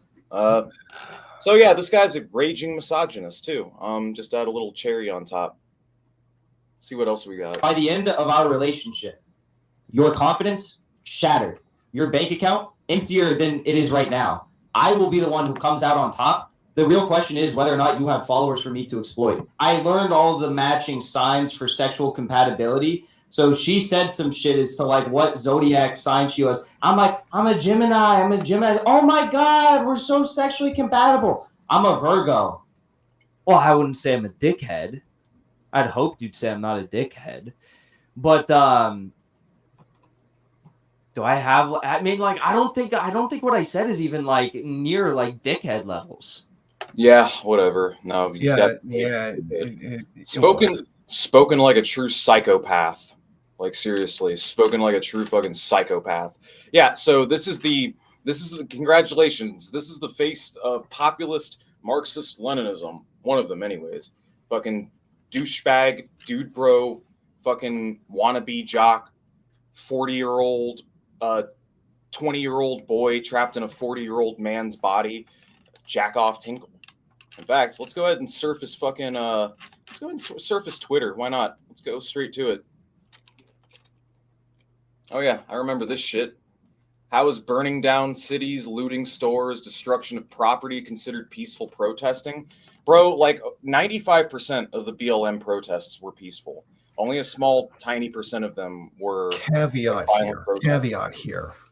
Yeah, Honking horns wasn't considered terrorism. All the instances that have been recorded of racist violence by the truckers, which they claim don't exist, which are now archived in the Canadian legal system because it's being used as evidence, the stuff that they claim never happened. So it's not honking that was terrorism.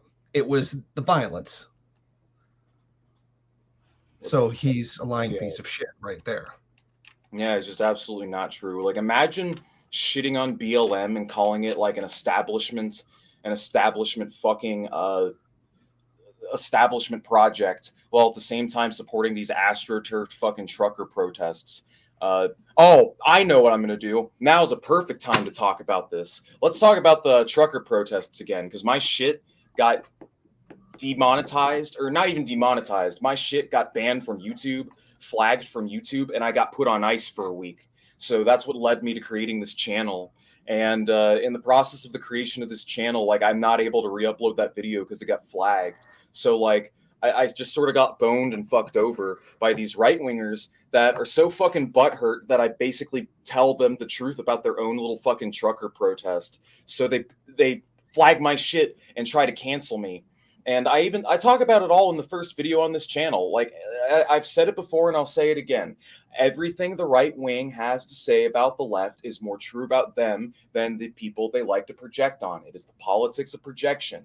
Politics of projection, from postmodernism to feels over reals to virtue signaling, cancel culture, you name it. Literally everything the right accuses the left of, the right is guilty of themselves. And this is a golden example of that, cancel culture. I got canceled because I called the trucker protests a glow-up. And if you'd like, I can show you guys the evidence that I have of that. So if you give me a minute. They put it in our media every day. Like, even here, we have people in the Liberal Party and in the Social Democrat Party criticizing the public politicians in the Conservative Party who were funding this and supporting it. And they weren't denying that they were a part of it. They were saying it openly. And then the opposing parties are criticizing them and saying, oh, no, the Conservative Party wasn't behind it. They were fucking doing it right out in public and then getting criticized and then not even denying that they were doing it. Yeah, so as soon as I come back, I'm gonna go pee. Just do me a favor and chat with chat. Do whatever. I'd like to keep these eyes on the stream for a little while longer. We won't be here too longer, but I'm gonna go pee. I will be right back. And when we get back, I'm gonna go through all the evidence that the trucker protests were a psyop and how basically it was a soft coup of sorts. That the whole anti-vax movement, the whole anti-vax nature of it was basically being used as a front for these white nationalist and white separatist groups that were basically trying to get their own fucking dude put in charge of Canada. You know, basically a literal putsch. Like, it was an unironic fucking putsch. I don't know where it's at now because I haven't followed it, but that's basically it's still going on, but it's diminished in numbers. Yeah, I'll be right back. Okay. So everybody, what's going on here? We're going to fill the time while he's gone, and you can say something. I'll interact with you, whatever.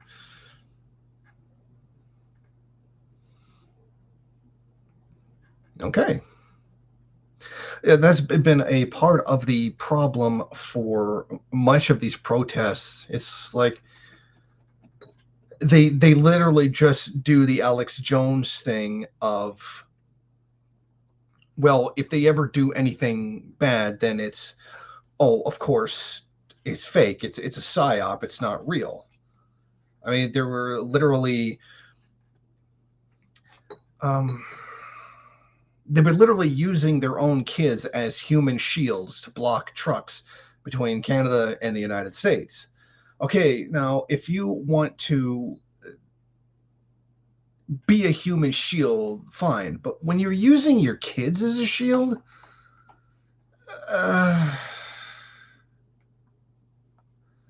that's really not okay. Shouldn't have to say that. Or, I mean, shouldn't have to, make that point. But the fact is, all the evidence is out there. Every time that they've carried out a racist act of violence, well, not every time, but most of the time, there's been people with cell phone cameras, and they have recorded them. And all of those have been submitted into evidence in court, and is what has led to a lot of them being denied bail. So, I mean, there you go. They can claim that it doesn't exist. It's all a psyop. It's, it's Alex Jones, crisis actors, etc. Just exactly in the same way that they would do it with the January 6th, insurrectionists in the United States. There is an astronomical amount of similarity between the truckers and those people. I mean, aside from them having the same ideology and essentially the same goal, so why don't they support that at home? America's all great and happy with supporting, violent action and all that, except, when it affects them. Then all of a sudden they're not so great with it anymore. And I think the greatest symptom of that was when I said, did you notice that, none of the, like people's kind of things in Canada, no Communist Party, no Socialist Party, no trade union, no other kind of worker organization is supporting these truckers, in which they just said, oh, well, they don't know what's good for them. Well, thank you very much, you so chauvinistic pieces of shit. I think that you know what's best for our country, that we know what we want in terms of what is an actual movement, and what we can tell is a real working class movement or not is up to you, not us. Great. If you could have actually listened to Canadians, which they didn't do, it was all about talking over those who were actually there and in support of those fucking fascists. Hey, I'm back. So, hey. I just got back here with fucking fascists. Thank you for keeping the audience entertained. So I have some things that I'd like to show you guys in regards to the Canadian Freedom Convoy, the Karen Convoy. Is it okay if I head off? I got some stuff I need to do. Yeah, that's fine. You can head off now. Take it easy, bro. Yeah, it was good seeing you. Yeah, you too. Later. So, shit. We're going to stream not much longer. I want to say, I don't know, probably another 10, 15 minutes. There's just a point that I want to outline.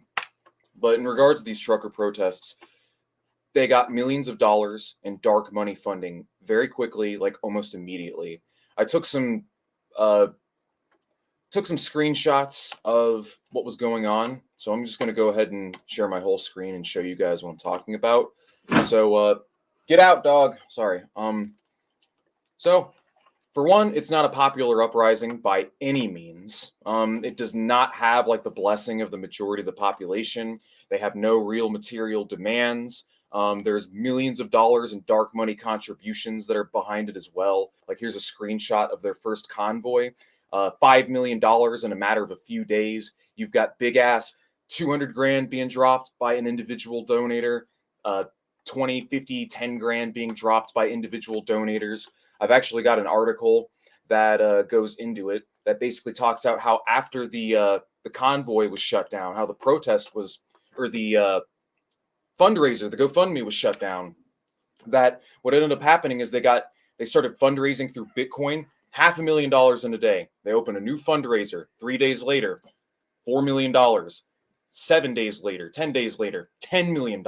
Like they just immediately raise like all the money they need, and they come from like these colossal dark money contributions from anonymous sources. You've got the universally the backing, blessing, and support of basically Canadian Republicans. So let me show you guys what I'm talking about. So people are going to say, you're using Wikipedia. Yes, I am. That's because it's well cited. The article on this is really, really good. Canada Convoy. So yeah, generally when there's no real demands for material gains, they're just saying no to vaccines and no to Justin Trudeau. Like really, it's a ploy to get Trudeau pulled from power. They basically want to get him pulled, and they want to replace him with their own guy, which is why they are blockading the city and blocking trade into Ottawa, Canada. So I want to show you guys the support, what I'm talking about. So economic loss. I don't know if it's still going on or not. Jason says it is. I'm not really sure. So my green screen's probably about to get knocked down because my dog's in here, but I digress. Where are your supporters? Where are your fucking supporters?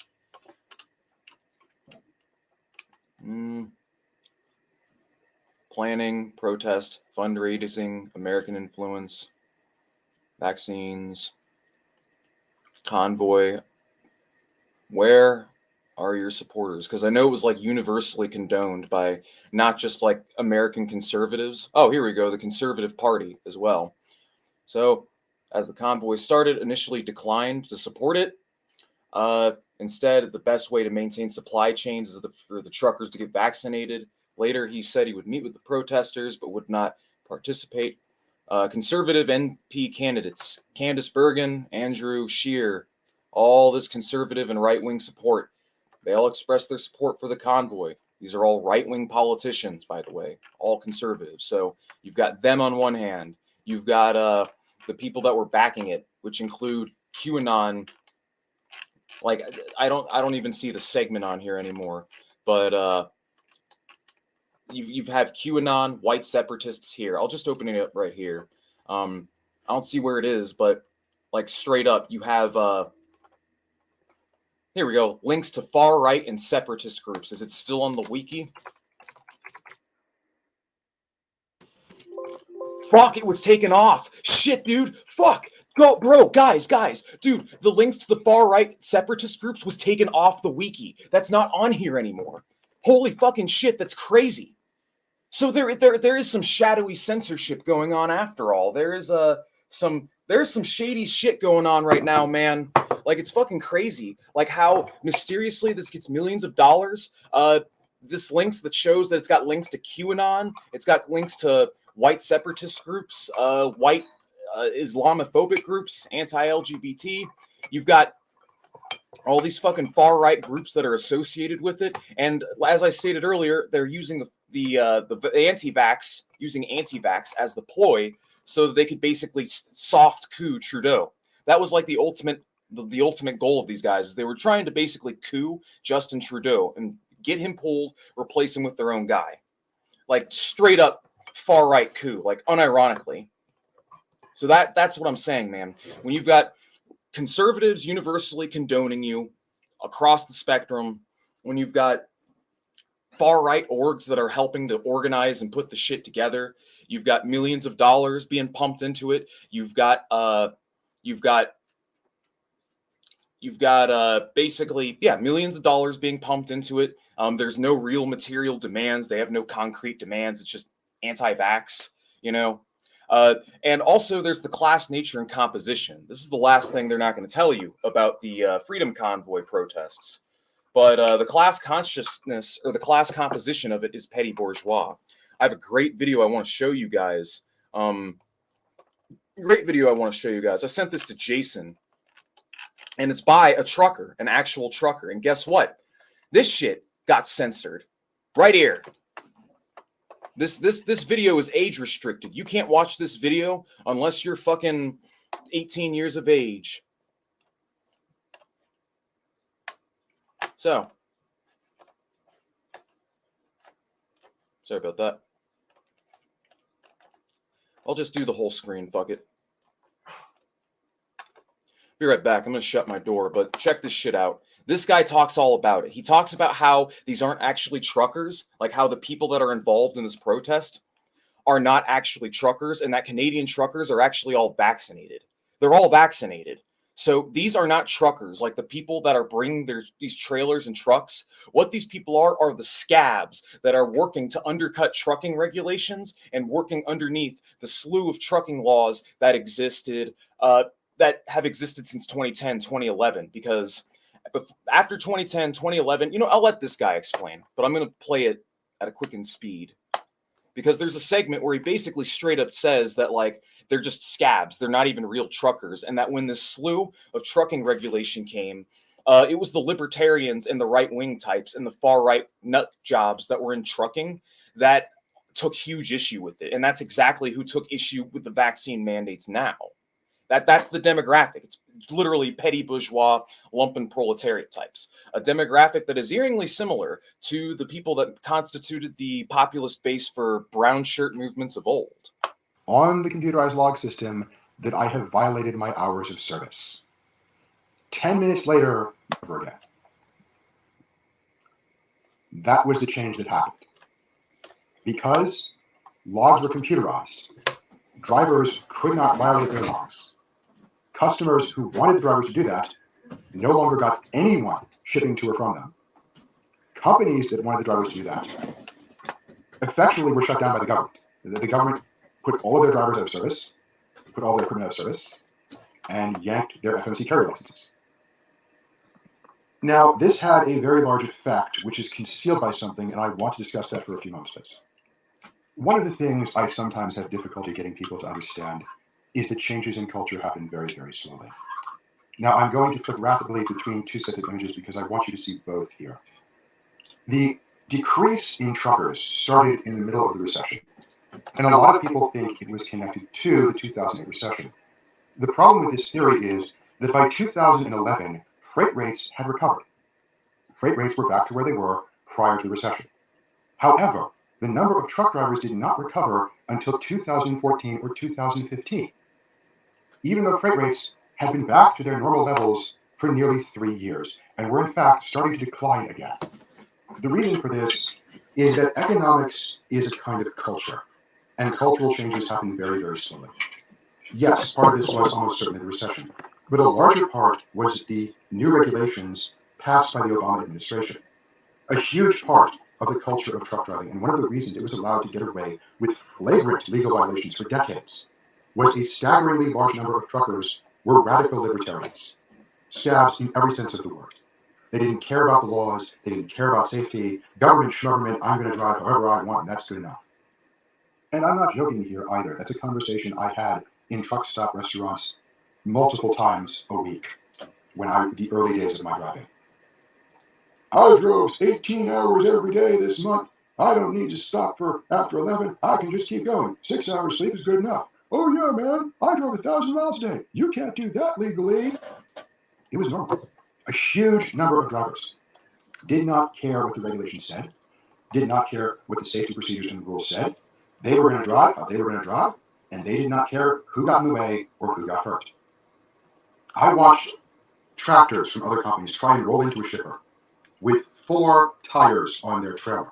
So you guys get the idea. I'm going to go ahead and copy and paste this video right here, and I'm going to link it right here. So my point is is that these aren't actual truckers that are behind the protests. They're fucking scabs that are trying to undercut trucker industry regulations because a slew of regulations were introduced and integrated that did not exist beforehand. They do now, and so these guys do not like it. These idiots, the libertarians, like that's who they are. They're basically like the underbelly of the trucking industry that was created in the wake of these regulations, and that's primarily who's behind this. It's people who own their own trucks. It's the scabs, not working class truckers. Working class truckers are all vaccinated in Canada. They're all vaccinated. They're not against it. Like I've seen interviews with truckers that, like actual truckers, mind you, they're hurting the truckers in their little economic blockade that they're doing. They're hurting the truckers. They're hurting people. They're hurting the economy, and they're doing so that they can so that they could oust Trudeau. That was the whole point behind that. So that is my evidence that this was a psyop, not or an AstroTurf, not a genuine attempt or a genuine push towards like something actually real or material for workers. So that's the general idea behind this, and this is the message that I'm going to keep pushing. You know, you keep flagging my fucking content and flagging my videos. I will win on every claim, and I will continue to make my content.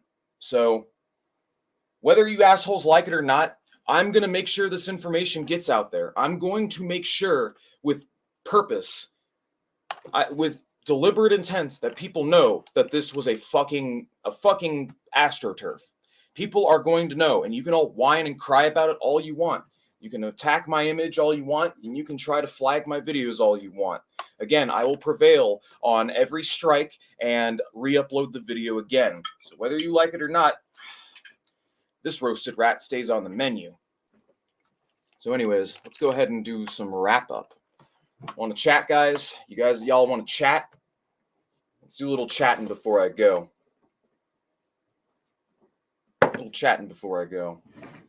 So I think that's good. Return the rant video. It's going to be back in a sense. I'm going to re-upload some of it, but I'm also going to change certain parts of it. It's going to be an entirely new video. Well, not entirely new. I'm going to be borrowing and taking from some segments of it, and I'm also going to be taking from segments of the live stream, this live stream, when I go to make it.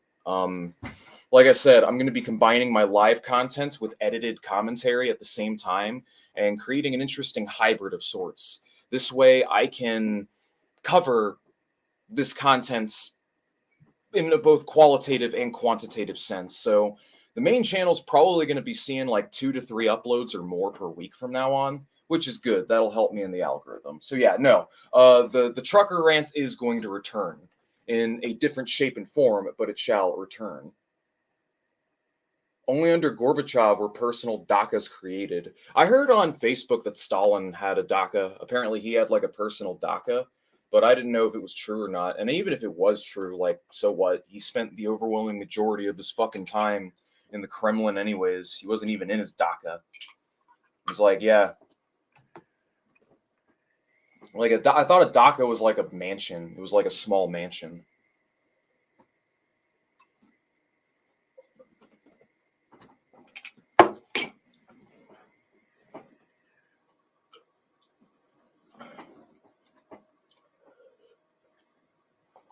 Who are you talking to? I banned this person. The DACAs are summer homes, yes. They are summer homes. I hope the war destabilizes the NATO economy along with the Russian economy. Higher gas and oil prices and sanctions will definitely hurt the capitalist economies. It'll do more than that. It'll hurt fucking everybody. The issue is like, I mean, hopefully it'll create drive and pressure for people to come together and work towards one another. But otherwise, I don't really see this creating socialism, but I do see this as increasing the rates of polarization and radicalization within the coming decades. I disagree. Prior to the reforms, the bureaucracy was somewhat tied to the people in response to them, whereas after they were tied and responsive to profit. Yeah, which reforms are you talking to? I don't know. He's talking to me. We're somewhat chatting here. I gotcha. I'm gonna scroll up. Against the River has been like commenting a fuck ton, and I can't tell whether or not you're arguing with someone who's been banned or not. So yeah, no, we're gonna be doing this every week at. Does 11 a.m. sound good to you guys? 11 a.m. to 12 p.m. at a start time, as a tentative start time, and then we can just sort of play it by ear. But that's what we're gonna assume from now on. So yeah, every week. That sounds good. Next week, I don't know what the topics are. I'm gonna find something interesting and juicy to report on. Whatever further developments happen with respect to Russia and Ukraine, I'm gonna see about reporting on next week. So this is a story that you're gonna continue to hear about. But God fucking damn it, I didn't even get to everything I wanted to get to. I didn't even respond to everything I wanted to respond to. You know what? I have one last thing that I'd like to react to before we go. Now that I think about it, let me go ahead and share this screen. Window, Chrome tab, Trucksplaining. That works. Yes, share this Chrome tab. Cool. StreamYard. Oh, cool. So there's this kid, this fucking stupid little bug man, for lack of better word, literal fucking bug man called Prax Ben, and he made a TikTok video. Oh yeah, National Socialists were socialists. Response to my critics, and we'll get to that in a minute. This dude is like really fucking stupid though. Like he's like the definition of lying by omission. So that chart you see is life expectancy by country in Eastern European countries, and that's the fall. Well, what he's not telling you is like all 5 of those countries are cherry picked, and there's like 20 countries that were communist in Eastern Europe. And if you actually take the aggregate and take the entire chart, life expectancy actually fell in the aggregate, and it's currently floating at like 74 or 75. And he also doesn't show you the part of the stream where life expectancy was in the 30s, where a lot of these countries lived in the medieval era. So he's admitting before socialism when life expectancy was lower, and he's also omitting the information which showcases that capitalism was objectively worse for the people of Eastern Europe. So socialism's never worked. So this dude's just basically a basic bitch anti-communist. Fascism is not capitalism. Yeah, we'll check out your fucking, check this out here in a minute. But first I'm going to respond to this. So just a heads up, I was planning on doing a scripted response to this. I was, but I don't know, just seeing this makes me not want to, just because, by the way, he shotguns the fucking bullshit. We're probably not going to be able to get through this whole video just because he shotguns the bullshit. But the good news is I got plenty of notes, and it is completely within my capability to counteract his arguments on the spot. So without further ado, let's go ahead and get started. But just so you guys don't hear in double, I'm going to, oh, excuse me. Sorry, guys. Let me drag you out. God damn it. All right, perfect. All right, anyways, so without further ado. The crazy thing is that there were also American and Danish companies that worked alongside with the Nazis as well. The thing is that when people say the Nazis were socialist, I find that to be the most idiotic argument ever made. The Nazis used corporations in order to assist them to achieve their fascist goals. I know I've covered this in the past, but this is complete nonsense. Yes, the National Socialists were in fact socialists. First, let's talk about support from foreign businessmen. Just because you're a businessman does not mean you're pro-capitalism. You can have a business and be a socialist or a communist. And this guy has pro-Bolshevik and Lenin stuff on his page, but he doesn't realize that they were actually supported by foreign interests. So he's referring to the Anthony Sutton book, talking about how Bolshevism was funded by Wall Street. So that's his first point. And he's this is part of his larger argument that basically because capitalists occasionally find it within their interest to grant material and financial support to left-wing groups and organizations internationally, that this somehow means that like capitalists are directly working against the interests of capitalists, and that that makes the capitalist socialist. So like when America was backing Rojava, apparently that makes America like pro-anarcho-socialist or whatever. Or So, I mean, by that very logic, though, I mean, it's just bad logic because, so I've gone through Anthony Sutton's book. I've read it. There's barely any work cited in it. It's not really well cited. And all it does is account for individuals.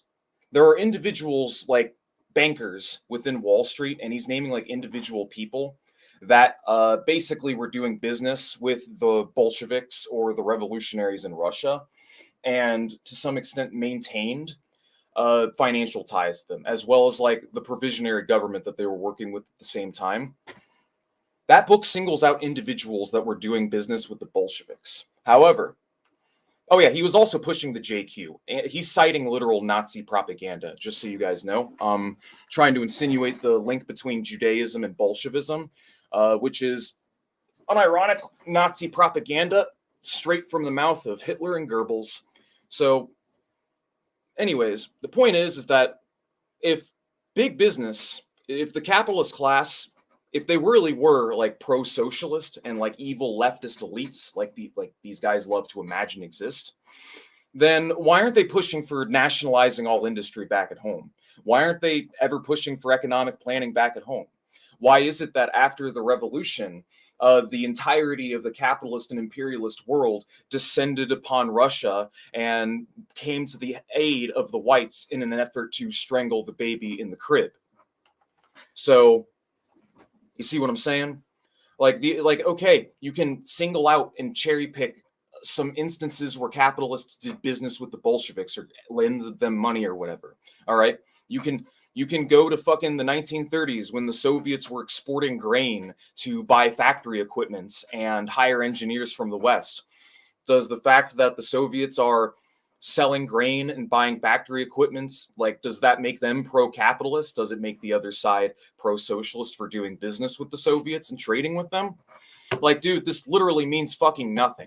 Doing business with someone or providing them aid because the destabilization from helping that regime helps you in the end, it does not entail you being a socialist. And a handful of instances where your little Jewish elite liberal bankers doing business with the Bolsheviks does not make them pro-Bolshevik. The Nazis started receiving colossal amounts of subsidies from German banking. I've got some little factoids for this guy that are extremely inconvenient for him that I'm going to go ahead and review, I think. Yeah, we'll go ahead and review. We'll come back to this in a minute. Michael Parenti, Free Market Fascism. Here's some little facts that are really inconvenient for the anarcho-fascist here. Cartels also had a direct interest in an expansionist military regime, and kept as a kind of reserve army, what Goering called the bodyguard of capitalism. And the job was to strike, break, and to harass organized workers and to beat up socialists and communists and such. The nearly total collapse of the German economy in 1929-30 presented the owning class with a momentous crisis, and the job was to strike, break, and to harass organized workers and to beat up socialists and communists and such. The nearly total collapse of the German economy in 1929-30 presented the owning class with a momentous crisis. They had very big capital investments, and these left them with very high fixed costs that had to be met, even as their plants lay idle. Only massive state aid could revive their profits. Wages and social welfare, human service expenditures had to be cut. Union contracts had to be abrogated. In fact, human contracts had to be abrogated too.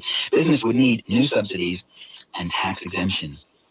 The crisis in agriculture was equally severe, and the large landed proprietors, the Hinkle class, demanded even higher subsidies, heavier duties on foreign agricultural imports, and an end to farm unions. These unions were holding wages up, and when wages were being sustained, you cut into profits. Exactly. So by 1930, most of the influential landowners and big industrialists and bankers, especially the industrialists in steel, coal, and mining, had concluded that the Weimar Republic no longer served their interests, and no longer could protect their class.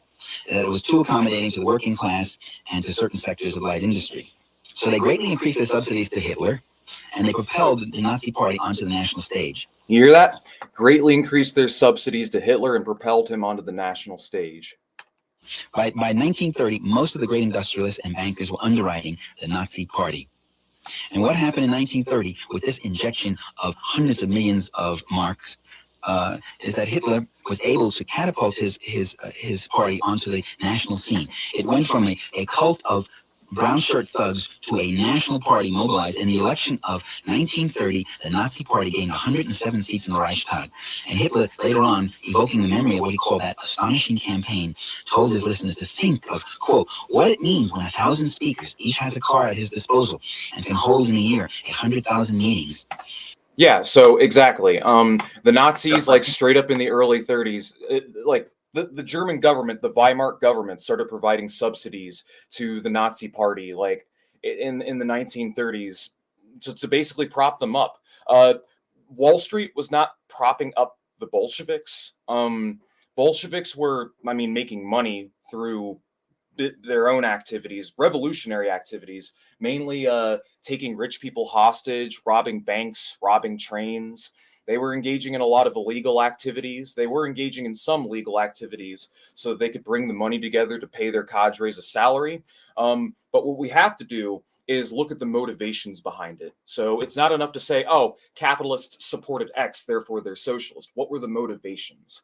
And if the motivation for capitalists is profit and protecting their own interests. In the case of the bankers with Wall Street, making profit. And again, in the case of the entire capitalist world invading and trying to crush the Red Army, self-preservation, basically. I ought to dig up the chart that shows average work weeks and how average work weeks were like in the 70s, and then the October Revolution happens. Ooh, immediately down 20 hours. Claims the Nazis were. Wall Street and the Bolshevik Revolution documents this well. Literal Nazi propaganda. What about businesses in Germany? German Big Business and the Rise of H-Word is a book that came out in the 80s written by Henry Ashby Turner, who was a Yale history professor. This book completely refutes the claim that capitalists supported the rise of the National Socialists. In fact, it was actually the opposite. Hitler and his accomplices set out to neutralize the business community politically in order to keep Germany's capitalists from obstructing the Nazis' grasp for power. The firms and organizations that engage regularly in large-scale political funding, they continued to support the opposition of the National Socialists until Hitler was actually appointed chancellor. In John Toland's biography... Yeah, hold on a second. So in regards to that, Hitler and the National Socialists broke up and liquidated certain sects of the capitalist class. They oppressed certain demographics within the capitalist class. However, they did not do this to the entire capitalist class. On the contrary, they actually moved in to privatize a great deal of state infrastructure and so on. So what he's doing is he's stating these individual facts within a vacuum without taking a look at the larger context in which these moves are taking place. So he doesn't, he's not even really including works cited in what he's talking about here. So here's one thing I'm talking about. If the Nazis were really socialist, if they really were, then why is it that the Night of Long Knives was necessary? Why did Hitler feel like it was necessary to purge all of the left's economic components within the regime or within their Bonapartism of sorts? Like, why did they feel the need to purge the Strasser brothers?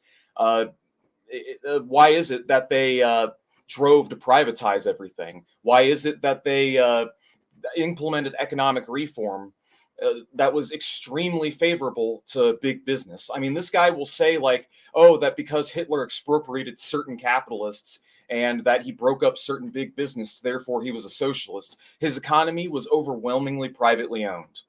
Overwhelmingly privately owned economy that was heavily subsidized off of the taxpayers of workers and the spoils of their expansionist imperialist war.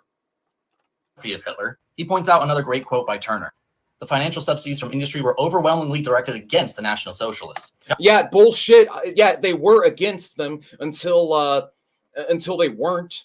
They were for a while until they were not. And it's when like the big bourgeoisie of Germany saw how fucking beneficial the Nazis' program was and how beneficial they were for big business. That's when they started subsidizing them and coinciding the Nazis' rise to power. And I can show you guys these statistics here in a minute.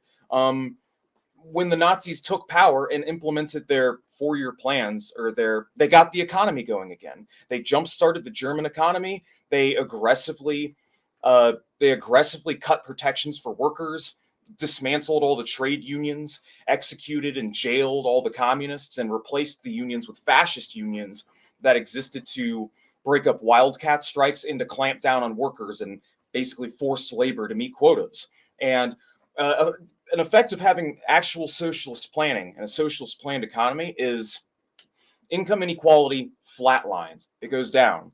If you look at the history of Russian or Chinese income inequality or inequality in other socialist countries, it goes down and it flatlines. But when you look at income inequality in Nazi Germany, there's a lot of evidence to suggest that inequality got much worse, and it continued to get worse all the way up until the final days of the war, when people were working 60 hours a week on average, getting paid for 40 out of those 60 hours, working 20 for free, making 50% of what they made at the start of the war. You know, they can't buy no eggs, no bacon, like net consumption of meat, eggs, bacon, and other food stuff went down, but net consumption of rye bread went up.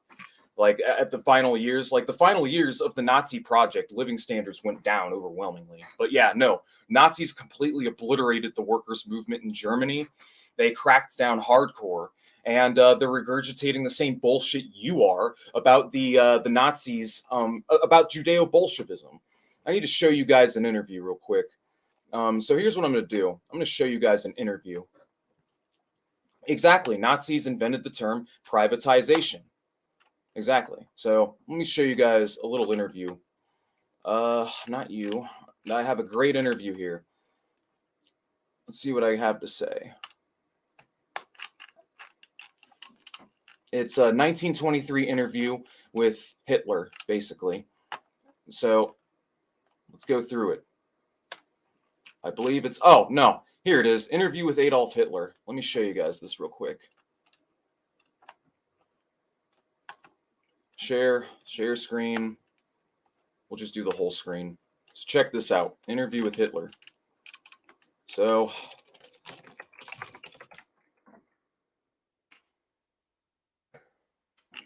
let's see what we got here. Bolshevism, the chief of the brown shirts, the fascists of Germany, continued gazing at me balefully. Bolshevism is our greatest menace. Kill Bolshevism in Germany and you restore 70 million people to power. France owes her strength not to the armies, but to the forces of Bolshevism and dissension in our midst. The Treaty of Versailles and the Treaty of Saint-Germain are kept alive by Bolshevism in Germany. The peace treaty and Bolshevism are two heads of one monster. We must decapitate both. And so here's what else he has to say. Socialism, he retorted, is the science of dealing with the commonweal. Communism is not Marxism. Marxism is not socialism. The Marxians have stolen the term and confused its meaning. I shall take socialism away from the socialists.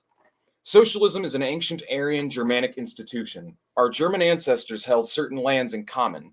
They cultivated the idea of the commonweal. Marxism has no right to disguise itself as socialism. Socialism, unlike Marxism, does not repudiate private property. Unlike Marxism, it involves no negation of personality, and unlike Marxism, it's patriotic. We might have called ourselves the Liberal Party. We chose to call ourselves National Socialists. We are not internationalists. Our socialism is national. We demand the fulfillment of the just claims of the productive classes by the state on the basis of racial solidarity. To us, the race and the state are one.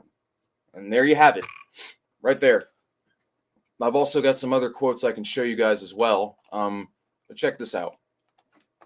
We stand for the maintenance of private property. We shall protect free enterprise as the most expedient, or rather the sole possible economic order.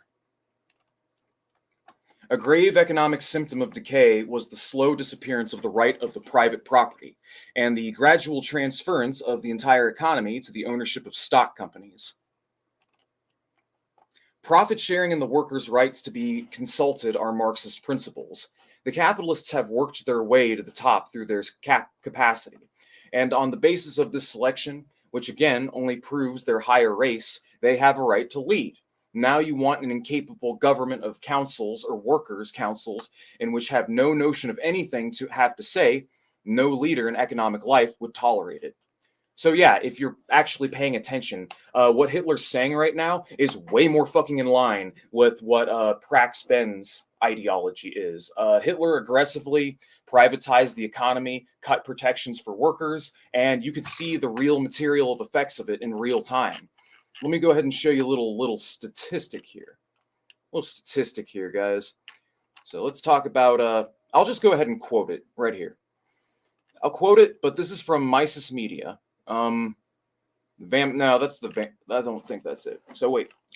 The owner of private property was helpless. Oh no, that's the quote from the book he's about to reference. I'm looking for a study right here. I think this is the study I'm looking for. Let's see.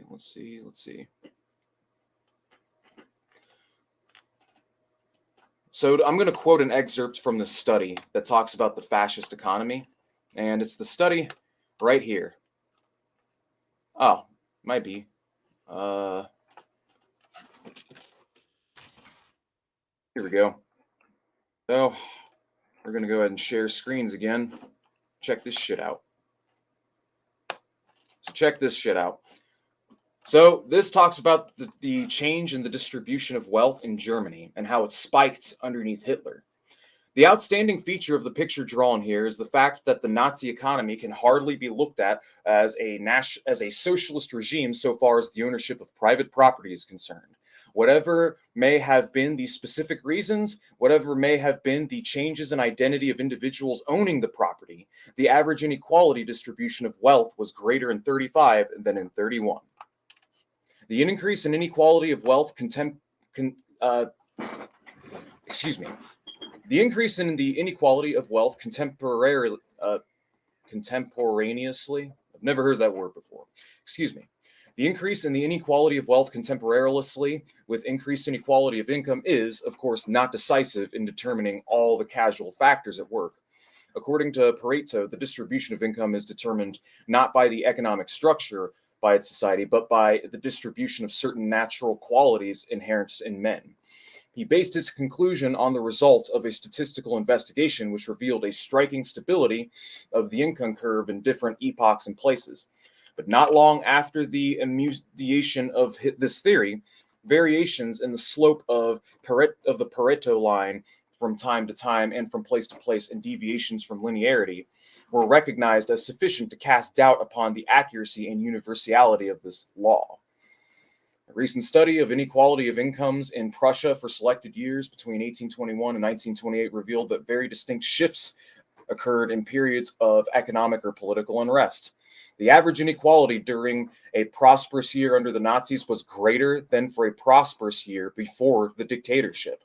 So inequality actually got worse. So yeah, inequality got worse. Most of their economy got privatized. Workers' rights got gutted, and it was pretty much free reign for the capitalist class. Hitler pandered to capitalists just because he liquidated certain sects of the capitalist class, and just because he, just because he took away the Jewish capitalists and small business owners' property and expropriated their property does not mean that Hitler was by any means a fucking socialist. Anyways, let's go ahead and talk about this.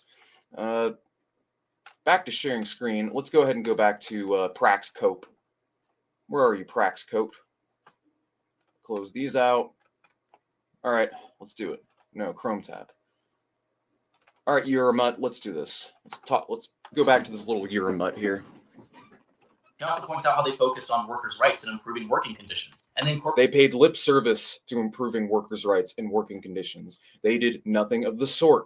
People were working for free half the time with no benefits, getting shit pay, eating fucking rye bread, and nothing else by the end of World War II. Like, straight up. Incorporated wage and price controls. Gunter Reimann, who wrote The Vampire Economy, was a communist economist. Yeah, whatever, dude. Price controls are not socialism. Next question. Who lived under the National Socialists. In his book, he documents the anti-capitalism of the National Socialists. And he obviously didn't come at this from a pro-capitalist perspective. He has an entire chapter about the destruction of the sanctity of private property. How can being actively against private property be capitalism? The owner of property was helpless, since under fascism there's no longer an independent jurisdiction that protects the property rights of private citizens. They got rid of Article 153 of the Weimar Constitution, which guaranteed private property. But they didn't do away with private property. Their entire economy was privatized. They just took the property and the wealth away from Jews, Slavs, and various other minorities that they deemed inferior, and then had them all consolidated within death camps. Just to let you guys know, the author of this book is Jewish. He hailed from a Jewish family of small business owners, and he's talking about his experience. But yeah, no, it's just basically identity politics. It's what this is identity politics applied to far-right ideology. The Nazis were working off the notion, because he says later in this book that they got rid of all the non-Aryan, everybody who wasn't Aryan, they basically removed from being able to invest and participate in the private economy, basically. And they made business highly favorable to the big bourgeoisie with their subsidies as well as their imperial plunder, basically. It's best to think of Nazi Germany as one giant genocidal white supremacist settler colonial project in the same breed and in the same vein of the United States of America. You wouldn't call the United States of America not capitalist because of some arbitrary qualifier, like we utilize penal labor, or the U.S. government even has provisions that allows the U.S. government to confiscate the private property of citizens. Check out the Second Amendment. They can confiscate private property under certain circumstances. Like there's a clause in the Second Amendment that talks about it. I could just as easily apply that to this situation, bro. Like fucking seriously, this proves nothing. The Nazis removed that clearly because they were in the process of expropriating and doing fucking genocidal policies against non-Aryans. Capitalism is private property and the voluntary exchange of private property. So yeah, this is anti-capitalism. He points out how some businessmen even started studying Marxist theory so they would have a better understanding of the present economic system. Doesn't prove anything. Does not prove the Nazis were socialist. All this proves is like the bourgeoisie are not a monolith, like straight up. So that's really it. So hold on a second. Russia and NATO are fighting for Ukraine. And Russia is a capitalist oligarchy fighting another capitalist oligarchy. Does that make NATO socialist? Does that make Russia socialist? Do you not fucking understand like what the context and principles and the motivations behind these decisions are in the first place? Literally all this kid is doing is just looking at these individual factoids in a vacuum, omitting information or just disregarding information that contradicts a narrative he's trying to push, and selectively like displays information that reaffirms and reinforces his fucking narrative that he's trying to sell you. That's all this is. Like, this is not objective at all. It's just, this kid's just a sophist. It's sophistry. Numerous clashes between private enterprise and the state occurred as a result of price restrictions, which represents the state's most far-reaching attempt to control private economy. Whoa, price restrictions. Oh no, it's the state is reining in the private sector. So by that definition, every fucking country on earth is socialist. Every country on earth is socialist because in some form or another, you have the state reining in the private sector and enforcing regulations. Fucking idiot. Like, oh my God. They weren't hyper-capitalist. Capitalism has nothing to do with government intervention. Because what fundamentally matters is who do the means of productions belong to? Does it belong to the workers directly or indirectly? Or does it belong to a few private owners? How can it belong to the private owners if the private owners don't actually have a say? If the state comes to me and says, oh, you have to produce this certain thing, you can't choose what to produce. You have to produce our stuff for war so we can go kill people. You also have to remember Marxist socialism is not the only type of socialism. Read it. Well, wait, hold on. Not true. No, you still own the property. You're just being mandated by the state to fucking produce for them. Like, you still own it. You still own it and you still run it. They're just basically telling you how to run it, basically. It's like me owning my car and, I don't know, the government telling me that I need to get car insurance in order to drive my car, or that I have to follow traffic laws or regulations in order to be allowed to drive the car. The government doesn't own my fucking car. The government is just providing dictations that I have to perform on behalf of like the parameters of the sovereign. So yeah, you're a fucking idiot. You don't know what the fuck you're talking about. Again, shotgunning points, omitting data, which contradicts his worldview. I want to look at his response video. I want to look at how fucking asinine his responses are to his criticisms. So let's see. The only type of socialism. Read a history, people. You also have to remember Marxist socialism is not the only type of socialism. Read a history book. It's important to understand that fascism is is a tool used by capitalists in times where the average person gets too much democracy. So wait, you're not even going to follow up on that point and substantiate it? Yeah, whatever. Fuck you, dude. The unifying factor behind socialism is common property. You straight up don't you straight up failed to refute that point. The point that like the Nazis privatized everything and they still had a largely private economy. The fact that Hitler was trying to be accommodating to certain sects of the ruling class, even though he discriminated against other sects of the ruling class, that's stupid. Look at the way the economy operates, and the fascist economy was a capitalist economy. That's all it was. It was a capitalist economy with a political dictatorship ruled by a bureaucracy and a fascist military and an autocrat at the helm. That's what it was. It was a Bonapartism. That you guys want to know the political structure of Nazi Germany? It was a Bonapartism. Bonapartism is where you have the leader, unelected leader, who typically takes power in a coup d'état. You have the bureaucracy beneath him. You have the military and the police, the secret police beneath him. And then you have like the capitalists outside of that. You can have capitalists within the bureaucracy, and you have capitalists outside the bureaucracy. But ultimately, the bureaucracy does not run the means of production. They don't own this shit. Like none of this shit's state property. All they're doing is dictating and setting up quotas and just negotiating like prices for shit. That like it's just state regulation. It's just command capitalism. It's just fascism. That's all it is. It's a fascist economy. It's just capitalism. It's a capitalism ruled by a far-right, nationalistic, hyper-reactionary dictatorship that just terrorizes its working-class population into servility. That's all it is. And threatens the capitalists.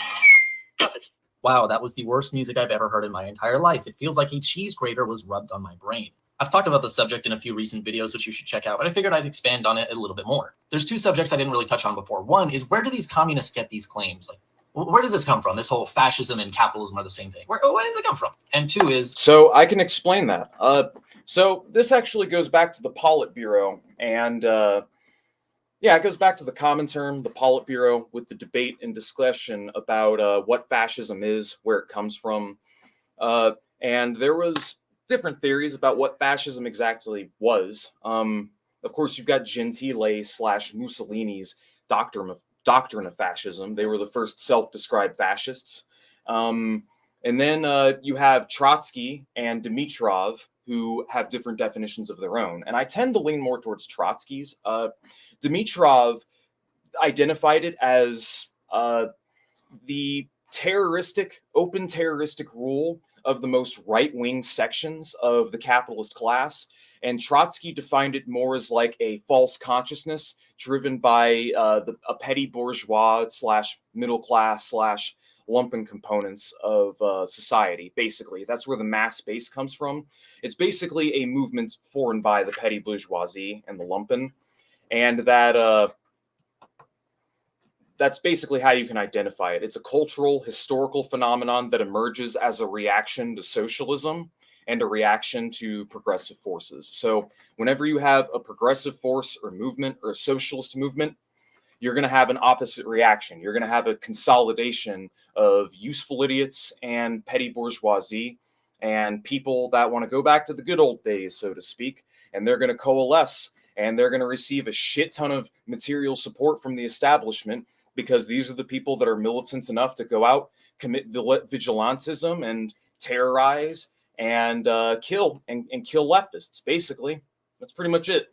People that are heavily aligned with his ilk, by the way. You'll find a lot of self-identified ANCAPs that, I mean, one, you'll find many Nazis within their ilk, like literal Nazis, but you'll also find many ANCAPs that sound like Nazis, like sound like just straight up fascists. Like, you guys ever heard of Hans Hermann Hoppe? Hans Hermann Hoppe, famous ANCAP theorist, is in favor of unironic monarchy, ruled by bloodlight, by birthright, who thinks that democracy was a mistake and that we need to go back to a monarchical society. I'm not fucking kidding. You've got fucking Stefan Molyneux, literal Nazi as well. He doesn't call himself a Nazi, but he basically is. He buys into the white genocide conspiracy, the Great Replacement. He's hyper nationalistic. He went to a fucking Poland nationalist rally and he fucking cried because of how connected he was. It's basically, that's what fascism is. It's a movement of false consciousness for and by the petty bourgeoisie. And that's what it is. It's consciousness based on racial, national, or ethnic or religious solidarity. Highly class collaborationist line. Obsessed with restoring an idealized glory, a lost glory that we must return to, and that we must respect and uphold the glory of the nation state, basically. And yeah, that's basically textbook fascism, more or less. And you'll find him and his ilk are a lot more aligned with that. These far-right capitalist freedom lovers, these neoliberal apologist dipshits, you'll find his ilk, which is why you always find Nazis within their ilk. Go to any right-wing or far-right server. Every now and again, you're going to encounter far-right lunatics. Just saying. A little bit more deeper on Italian fascism, because formerly I mostly talked about Germany. So in this guy's video, he gives his citations. They come from the book Black Shirts and Reds by Michael Parenti. So a bit of history behind this book, which is supposed to be a work of history. Michael Parenti specifically set out to write this book to debunk the people who associated Nazism and fascism with communism. That's not how you should do historical work. You don't set your mind on something and set out specifically to find confirmation that the idea is correct. That's not at all what Parenti does. I can tell you've never read the book. That's actually what you do, as evidenced by your little fucking thumbnail, singling out periods and countries in the post-communist world that are doing better off so that you can attempt to cherry pick and paint a false image that capitalism does it better. That's what you do when you're presented with information that directly either refutes or debunks your bullshit. So you're going to sit there and you're going to fucking, just ignore it, and you're going to throw all this other shit to the wall and just, not even address what's being said. And you're going to make these really fallacious, sophistic arguments. Basically, like, no, that's actually you. You're the one that's actually ignoring information and ignoring data that contradicts your world outlook because you're emotionally attached to your political beliefs, and you are not going to have your mind changed on anything because fundamentally you are a bad faith actor. The thing is, Michael couldn't find enough stuff to confirm his hypothesis, so he just made stuff up. Most citations in this book are either non-existent or really bad. Okay, let's see how many citations are in Black Shirts and Reds. What do you mean? It's coming from the guy who hasn't cited fuck all so far. Let's go. Black Shirts and Reds. Let's see what his works cited is. I want to count his footnotes. People say he's saying it's barely cited. Let's see if there's an appendix. Oh, look, guys, check this out. Oh, it's barely cited. Do you just make shit up? These are the works cited of Parenti's works. Total fucking bullshit, dude. Either you're fucking lying or you don't know what you're talking about. Look at this index. There are hundreds of works cited, you fucking idiot. Oh my God. Like, I don't understand. Like, why would you not just look this shit up and see if you can confirm it before making this argument? Why would you make such a brazenly, bold, incorrect statement like that with, oh my fucking God. You're a fucking moron, dude. Holy shit, you're a fucking idiot. What the fuck, dude? This kid's a fucking idiot. So yeah, no, Michael Parenti's book, oh, he can't find any evidence to support his claims. Yeah, except for the hundreds of articles and primary pieces of documentation that he uses to support his claims. Actually, my friend, you would be the one who's cherry picking here. Because you're the one who's omitting facts and information that contradict a narrative you're trying to push so that you can fucking sell people on your bullshit pseudo-fascist ideology. He talks about the Soviet economy. Yeah, how many times does he cite Alec Novi, the leading expert on the Soviet economy? 0 times. 0. He talks about German big business. Alex Novi is a fucking libertarian hack who fucking just cites whatever fucking shit he can find to paint Alex Novi or to paint the Soviet economy in a negative light. Guys, yeah, Alex Novi, you single out libertarian right-wing nut job who's got a vendetta on his agenda. Parenti cites hundreds of books. You want me to fucking give you some economic data and information? Motherfucker, I can quote a lot of stuff to demonstrate the Soviet economy was actually pretty good. And life in the USSR was objectively better than what it was after life in the USSR. And that what they had was a good thing. But you won't hear it. People are going to be like, oh, why don't you debate him? Why don't you debate him? I'm not going to waste my time debating someone like Prax Ben unless it's in front of a very large audience, because there is no point in talking to one who would not listen and will not listen. He is fundamentally the definition of one who is ignorant, the most ignorant of the ignorant, not because of what he doesn't know, but because of what he won't know. He will not know it. He's basically a religious fundamentalist. How many times does he cite Henry Ashby Turner? 0. How many times does he cite Andrew Sutton? 0. Yeah, because Andrew Sutton's a fucking fascist, dude. Fucking fascist conspiracy theorist. You're quoting libertarian, fascist, far-right nut jobs with their books that are poorly fucking cited, where there's like little to no citation, and where they're just cherry-picking little factoids here and there out of context to support their fucking conclusions. And here, and here Parenti is doing deep fucking research, going back from dozens, hundreds of sources, but like, oh no, he's just cherry picking.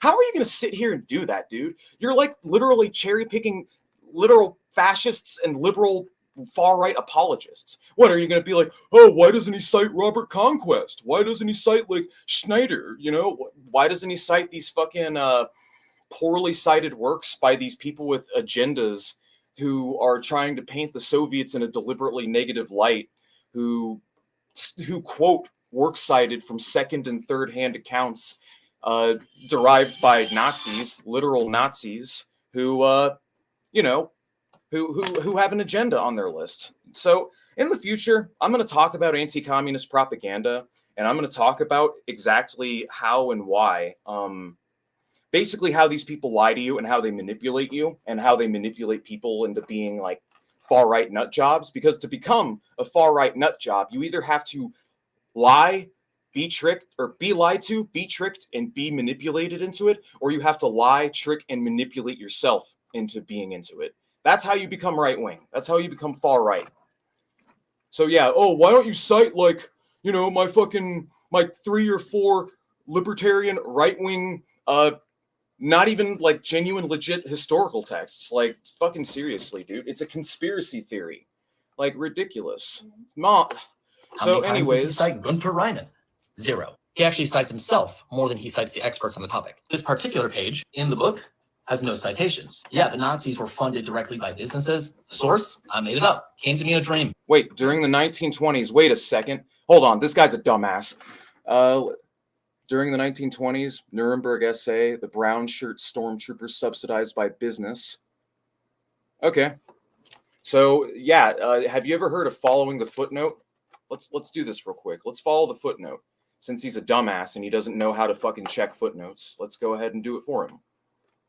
So, we'll just go full screen for a bit. So, let's do this. Black shirts and reds. Let's go back to the PDF. And what segment is it? During the 1920s. Cool. In Germany. Similar pattern. Cool. I found it. He's quoting page 4. Cool. Bro, that's okay. So one, that's a testimony right there. 4 pages in tells me how much he's read of it.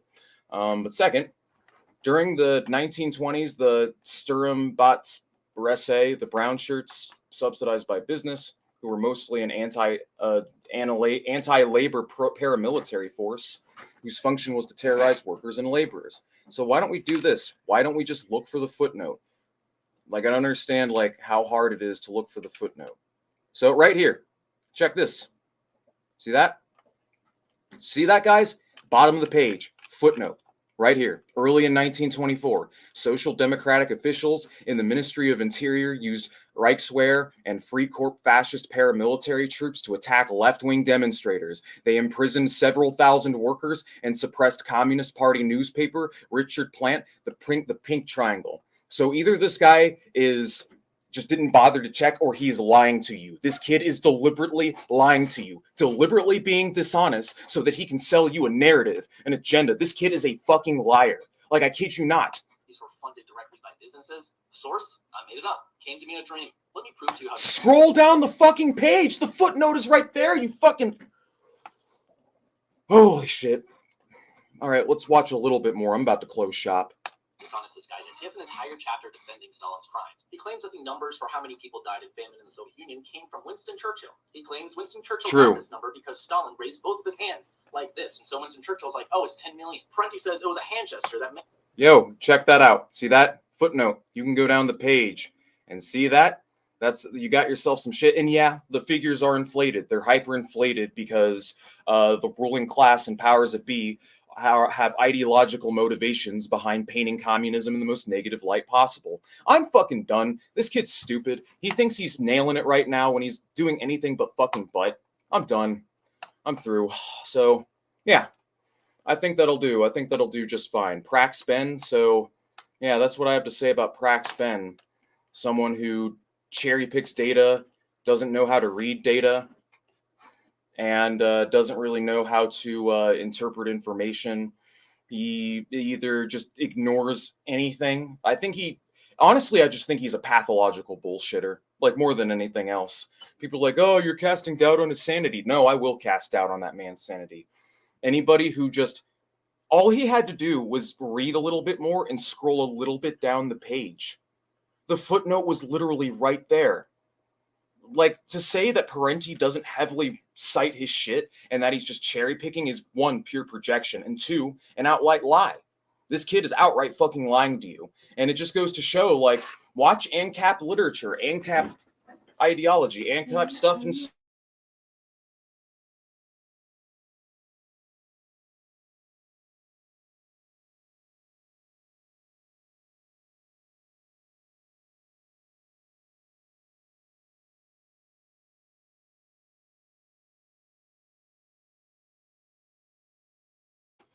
sorry about that. Someone barged in. But anyways, I think that's all I have to say for now. In summary, ANCAPs are liars. They're all either deliberately dishonest or they've been tricked into believing as they do.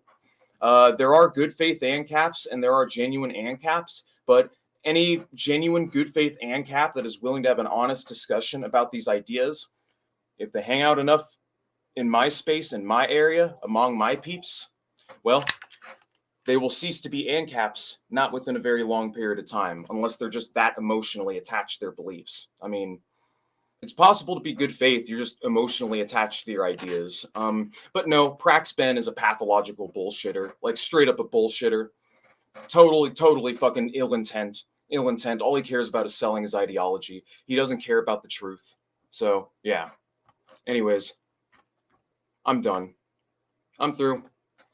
The stream has been going on for 3 hours. Yeah, we're going to go ahead and close. Thanks for joining me, guys. Next week, I'm going to watch more of Prax Ben's content, and I'm going to watch and react to more right-wing stuff. So, yeah, I'm about to finish. I'm about to kill it. So, thank you for supporting my Patreon. If you want me to react to stream clips or react to clips or stuff in general, you know how to reach me. You know how to contact me. Reach me through the Discord. And I get it. It's been a long stream. Thank you very much for, tagging in. Take it easy, guys.